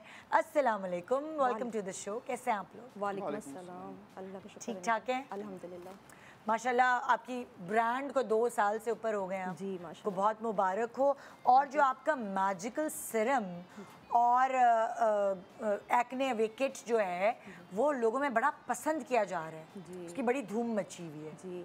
अल्हम्दुलिल्लाह निदा, अल्लाह का बहुत करम है। हमारे ब्रांड ने बहुत कम वक्त में मार्केट में अपना नाम बनाया, और आपका बहुत बहुत शुक्रिया गुड मॉर्निंग पाकिस्तान की ऑडियंस का, और वो तमाम सेलिब्रिटीज़ जिन्होंने हमारी प्रोडक्ट को रिकमेंड किया, और हमारे वैल्यूड कस्टमर जिन्होंने हमारी प्रोडक्ट यूज़ की, और उसका फिर हमें फ़ीडबैक दिया, और उस फीडबैक की वजह से निदा हमारा जो मैजिकल सीरम है और हैंड एंड अच्छा, मैजिकल सीरम ये तो बताएं कि मतलब ये मैजिकल क्यों है, ऐसे इसमें क्या मौजूद है जो स्किन को इतना अच्छा कर रहा है, उसकी टेक्सचर को इम्प्रूव कर रहा है? बेसिकली निदा जो 3-in-1 सीरम है, ये मल्टीपल बेनिफिट्स देता है आपके स्किन टेक्सचर को। अच्छा। ये आपकी आई पफनेस को रिड्यूस करता है। अच्छा। ये जो आपके ओपन पोर्स हैं उनको मिनिमाइज़ करता है। ये स्किन हाइड्रेशन के लिए, एंटी एजिंग के लिए इफेक्टिव है, और प्लस जो आपका जो स्किन कलर कॉम्प्लेक्शन होता है ये उसको इन्हांस करता है। और निदा मार्केट में जो है ना इस तरह के बेनिफिट्स के लिए मल्टीपल सीरम अवेलेबल हैं, और वो अच्छे खासे कॉस्टली भी होते हैं। मतलब अगर आप अलग अलग लेने जाएं तो आपको बहुत एक अच्छा खासा बिल आ जाए। वो एक्सपेंसिव पड़ेगा आपको। तो हमारे ये जितने बेनिफिट्स हैं हमारे एक ही सीरम में इंक्लूड हैं। 3-in-1 सीरम में ये ऑल इन वन है, और इसी वजह से लोग जो है ना मैजिकल सीरम को बहुत ज़्यादा पसंद भी करते हैं। उनकी जो है फेवरेट प्रोडक्ट है। तो और वो जो एक्ने अवे सीरम है, उस किट है, उसमें क्या क्या शामिल हैं चीज़ें? निदा इसके अंदर हमारी 3 प्रोडक्ट हैं। और इसमें फेस वॉश है। हाँ। इसके अंदर सुंदरवुड जेल स्क्रब है। और अच्छा। इसमें टी ट्री एक्नी मास्क है, ये आपके एक्नी को ख़त्म करता है। तो ये किट पूरी खरीदनी चाहिए या अलग अलग भी खरीदनी? नहीं, अगर आप अलग अलग खरीदेंगे, लाइक अगर कोई छोटे मोटे पिंपल हैं आपके फेस के ऊपर, तो आप चलें ठीक है, सिर्फ जो है फेस वॉश ले लें और मास्क ले लें। लेकिन आप अगर प्रॉपर चाहते हैं कि आपकी, क्योंकि आपकी स्किन की 7 लेयर्स होती हैं, अगर आप चाहते हैं कि हर लेयर से जो है आपके जो एक्नी है वो ख़त्म हो जाए, तो आपको क्या करना है, ये पूरी किट यूज़ करनी है और इसको regular at least twice a week ज़रूर आप इसको यूज़ करें। और ये मेन निदा आपके एक्नी तो ख़त्म करेगा ये, लेकिन इसका जो सबसे मेन है कि आपके जो स्कार्स रह जाते हैं ना चेहरे के ऊपर, अब एक्नी चला गया, वो चेहरे के ऊपर निशान होते हैं, वो जाते ही नहीं है। हाँ। तो वो 100% हमारी इस किट से जो है वो ख़त्म हो जाता है। खत्म हो जाता है। अच्छा अच्छा, अब हाथ और पैरों की बात करते हैं, तो आपके पास वो कौन सी ब्रांड है जो हाथ और पैरों की वाइटनिंग के लिए या उसकी टैनिंग के लिए बहुत ज़बरदस्त यूज़ हो रही है? निदा, ये हमारी प्रोडक्ट है hand and foot whitening scrub. अच्छा। ये इसके 2 बेनिफिट हैं, ये टाइम सेविंग भी है और ये पॉकेट सेविंग भी है। अच्छा। टाइम सेविंग इस तरह है कि आपको स्पेशली टाइम निकाल के सैलून जाने की ज़रूरत नहीं हाँ, है। अगर ये आपके पास स्क्रब है तो आप आराम से 7 से 10 मिनट में मैनिक्योर पेडिक्योर कर सकते हैं। अच्छा। पॉकेट सेविंग इस तरह कि अगर आप जाते हैं सैलून तो ज़ाहिर है एक्सपेंसिव होता है, आपको एक अच्छा अमाउंट पे करना पड़ेगा। ये 100 ग्राम की ट्यूब है, इसको आप मल्टीपल टाइम यूज़ कर सकते हैं। ये डार्क स्पॉट को रिड्यूस करता है, ये आपके फिंगर्स के जो नकल्स हैं, हाँ जी, ये जो डार्क हो जाते हैं उसको रिड्यूस करता है। और स्पेशली ज़्यादा गर्मियों में आप जिस तरह के सैंडल पहनते हैं या जिस तरह के आपने बैंगल जी वो डिज़ाइन बन जाते हैं आपके पाँव पे, हाथ के ऊपर, तो अनइवन स्किन को इवन करने के लिए भी बहुत इफेक्टिव है। अच्छा। और इस स्क्रब की जो सबसे अच्छी बात है, जिसकी वजह से इतना इसका पॉजिटिव फीडबैक है कस्टमर की तरफ से, कि जब आप इसको यूज़ करते हैं तो फर्स्ट अटैम्प्ट के बाद आपकी जो हाथ की रफनेस होती है, ड्राइनेस होती है पाँव की, ये उसको मुकम्मल ख़त्म करके आपके हाथ पाँव को बिल्कुल सॉफ्ट कर देता है। अच्छा, कहीं अगर आपको शादी ब्याह में या कहीं भी इवेंट पे जाना हो, कोई इंस्टेंट ऐसी चीज़ है कि अच्छा जी वो लगाया एंड गुड टू गो? बिल्कुल निदा, इंस्टेंट रिजल्ट के लिए हमारे पास रेडी टू ग्लो किट है। Ready to glow? जी, रेडी टू ग्लो किट है। और ये ऐसी किट है कि 15 मिनट में आप जो है ना रेडी होके कहीं भी जा सकते हैं। अच्छा। इसमें 3 प्रोडक्ट हैं। इसमें जो हमारी पहली प्रोडक्ट है वो है इंस्टेंट ग्लो स्क्रब। अच्छा। ये निदा कंप्लीट फेशियल है। अच्छा। ये एक स्क्रब, अगर आपने इसको यूज़ कर लिया तो मीन्स आपने क्लींजिंग भी कर ली, आपने मसाज भी कर लिया, आपने स्क्रब भी कर लिया। इसमें कॉफ़ी बीट्स पार्टिकल यूज़ किए गए हैं। अच्छा। जो ब्लेमिशेस को रिड्यूस करते हैं, जो एंटी एजिंग के लिए इफेक्टिव हैं। और अगर आप इसको रेगुलर यूज़ करते हैं तो क्या होगा, ये आपके ना वाइट हेड्स को और जो ब्लैक हेड है उनको टोटली रिमूव कर देगा। और प्लस ये आपके डार्क सर्कल को रिड्यूस करता है। और इस किट में जो निदा हमारे पास दूसरी चीज़ है वो है फेयरनेस मास्क। अच्छा। फेयरनेस मास्क जो निदा आपके ओपन पोर्स को बंद करेगा और साथ में जो आपकी पिगमेंटेशन को रिड्यूस करता है। और उसको जो फेयरनेस मास्क है उसकी जो बेस है निदा वो मुल्तानी मिट्टी है, तो वो बड़ा बेस्ट है आपकी स्किन के लिए, स्किन टेक्सचर को इम्प्रूव करने के लिए। और वो पाउडर फॉर्म में इसको आपने रोज़ वाटर के साथ मिक्स करके यूज़ करना है। और इस किट में जो निदा हमारी तीसरी प्रोडक्ट है वो है हमारा वाइटनिंग मॉइस्चराइज़र। ये निदा बहुत ही ज़बरदस्त किस्म का वाइटनिंग मॉइस्चराइज़र है। ये आपकी स्किन हाइड्रेशन के साथ साथ स्किन टेक्सचर इंप्रूव करता है। नॉर्मली निदा आप ना कोई भी अगर लोशन यूज़ करते हैं या कोई मॉइस्चराइज़र यूज़ करते हैं तो उससे क्या होता है, आपकी स्किन डल हो जाती है और ऑयल फील होता है। इसमें नियासिनामाइड इंक्लूड है जो आपके एक्स्ट्रा ऑयल को जो है स्किन का उसको जो है कवर करता है। ये आपकी स्किन इरिटेशन नहीं होने देता। इसमें विटामिन ई इंक्लूड है और इसमें ग्लूटाथायोन इंक्लूड है जो एंटीऑक्सीडेंट होता है। और वो क्या कहते हैं, आपकी जो डार्क स्किन होती है उसको फेयर लुक देता है, आप खूबसूरत नज़र आते हैं। और इसको रेगुलर यूज़ करने से आप जैसे जैसे इसको इस्तेमाल करते जाएंगे आपकी स्किन ग्लो करेगी, आप खूबसूरत नज़र आएंगे। तो ये अच्छा, ऑर्डर करने का तरीका क्या है, किस तरह ऑर्डर कर सकते हैं आप? निदा, हम अगर आप हमारी ओरिजिनल, एक तो हमारी प्रोडक्ट जो है वो मार्केट में अवेलेबल नहीं है। अच्छा। सेकेंडली कि अगर आप हमारी जो है ओरिजिनल प्रोडक्ट परचेज़ करना चाहते हैं जो ऑर्गेनिक हैं, जो ऑथेंटिक हैं और जिनका 100% रिज़ल्ट है, तो वो आप जस्ट हमारी वेबसाइट www.hjorganics.pk से परचेज़ करें। और प्लस निदा, इस वक्त जश्न आज़ादी सेल लाइव है। अच्छा। और हमने अपनी तमाम स्किन केयर प्रोडक्ट के ऊपर फ्लैट 30% ऑफ दिया है, जबकि आइस वाइटनिंग फेशियल किट उस पर हम फ्लैट 50% ऑफ दे रहे हैं। सही है। आसिफ साहब, मर्दों में आजकल बहुत बॉल्डनेस, बाल गिर रहे हैं उनके, तो उसके लिए आप लोगों के पास कुछ है? जी मैम, पहला तो मिसकंसेप्शन है हमारे यहाँ कि हमारी तमाम प्रोडक्ट जो है सिर्फ फीमेल्स के लिए, ये सिर्फ फीमेल्स के लिए नहीं, मेल्स के लिए बहुत ज़्यादा इफेक्टिव है क्योंकि 100% ऑर्गेनिक है, इनका कोई साइड इफेक्ट तो है नहीं। और स्पेशली मेल्स को मैं रिकमेंड करूँगा हमारा 3-in-1 सीरम और सनस्क्रीन, क्योंकि उनका आउटडोर वर्क बहुत ज़्यादा होता है, ये अपनी डेली स्किन के रूटीन में शामिल करें। अच्छा। साथ ही हैंड एंड फुट स्क्रब जैसे बताया इन्होंने कि धूप में जाने की वजह से उनकी स्किन टैनी हो जाती है, उनके लिए बहुत इफेक्टिव है। और सेकेंडली आपने पूछा हेयर के ऑयल से ना, उसके लिए हमारी ये हेयर ऑयल किट है, इसमें 4 प्रोडक्ट हैं। ये फर्स्ट है ये onion carrier oil, hair fall क्या है ये? क्लियर नहीं आया अभी। Onion carrier oil, onion carrier, onion का स्ट्रैक है बेसिकली। अच्छा, अनियन नॉर्मली लोग यूज़ करते थे पहले स्ट्रैक करके, तो वो बहुत ज़्यादा स्मेल करता है और इचिंग करता है ना, तो उसका इसका सोल्यूशन है ये फ्रेगनेंस फ्री है। आप नॉर्मली इसको अप्लाई करें 4 आवर्स के लिए, 5 आवर्स के लिए, ओवरनाइट करें तो बेस्ट रिजल्ट्स मिलेंगे आपको। इसके 3 वीक से आपको उसका रिजल्ट मिलना शुरू हो जाते हैं। नेक्स्ट है हेयर ग्रोथ सीरम, ये हेयर ग्रोथ के लिए यूज़ होता है। इसमें मेन इंग्रेडिएंट है रोजमेरी ऑयल, जो कि बहुत अच्छा है इंग्रेडिएंट हेयर ग्रो के लिए।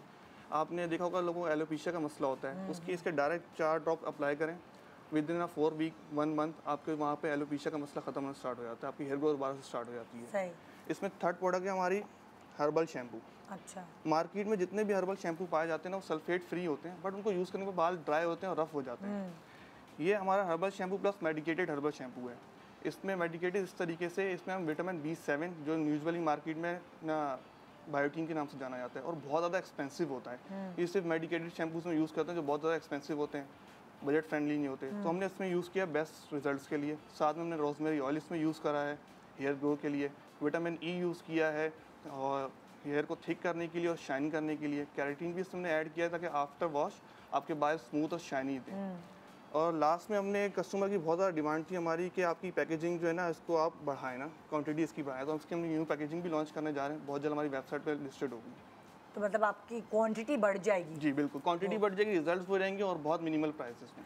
अच्छा, फेशियल वाइटनिंग जो आइस फेशियल वाइटनिंग किट जो है, इसके बारे में बताएं, ये क्या चीज़ है? Nida ice fighting facial kit ये पाकिस्तान की पहली आइस किट है। ये आपकी डेड स्किन को रिमूव करके आपकी स्किन को वाइटनिंग इफेक्ट देती है और ये जो टैन स्किन होती है उसके लिए बहुत इफेक्टिव है। अच्छा। और ये पिगमेंटेशन को रिड्यूस करती है, छाइयों को ख़त्म करती है, डार्क पैचेस को ख़त्म करती है। अच्छा। और इसमें Nida tea tree oil use किया गया है। कितनी चीज़ें हैं? इसमें 5 चीज़ें हैं। अच्छा, ठीक है। और इसमें टी ट्री ऑयल यूज़ किया गया है, इसमें hyaluronic एसिड है, राइस फ्लोर इसकी बेस है और इसमें निदा मेंथोल यूज़ किया गया है। तो ये गर्मी के लिए बहुत अच्छी जी, ये इचिंग नहीं करेगा आपकी स्किन को, ये आपको कूलिंग इफेक्ट देगी। और प्लस निदा ये सेल का बता दें ताकि मैं फिर वाइंड अप करूं। निदा हमारी जो आइस फाइटिंग किट है ये जस्ट 4000 रुपीज़ की हम सेल कर रहे हैं और इसमें जो हर जार की क्वांटिटी है वो 100 ग्राम है। जो मार्केट में इस वक्त 4 से 5000 के फिशल अवेलेबल हैं, उनकी क्वांटिटी से ये ऑलमोस्ट डबल है। इससे आप मिनिमम जो है 10 से 12 फिशल जो हैं वो इजीली एक किट से अब आप अपनी जल्दी से सेल के बारे में 14 अगस्त सेल जो थी उसके बारे में बता दें। जश्न आज़ादी सेल लाइव है इस वक्त। जो हमारी प्रोडक्ट को परचेज़ करना चाहते हैं वो हमारी वेबसाइट www.hjorganics.pk से परचेज़ करें। तमाम स्किन केयर प्रोडक्ट पे हम फ्लैट 30% ऑफ दे रहे हैं, जबकि आइस वाइटनिंग फेशियल किट हम इस पे फ्लैट 50% ऑफ दे रहे हैं और ये आप कम से कम 10 फेशियल जो हैं जस्ट 2000 रुपीज़ में कर सकते हैं। थैंक यू, बहुत शुक्रिया आप लोगों का। तो जनाब ये था हमारा आज का शो। इंशाल्लाह कल आपसे मुलाकात होगी और पाकिस्तान के हवाले से ही बात होगी, पाकिस्तान को जानने के हवाले से।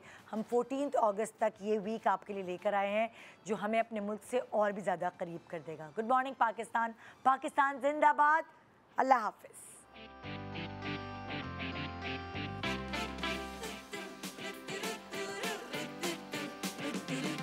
सुबह जो आई है तेरी पलके चूम के हवा के साथ झूम के हाँ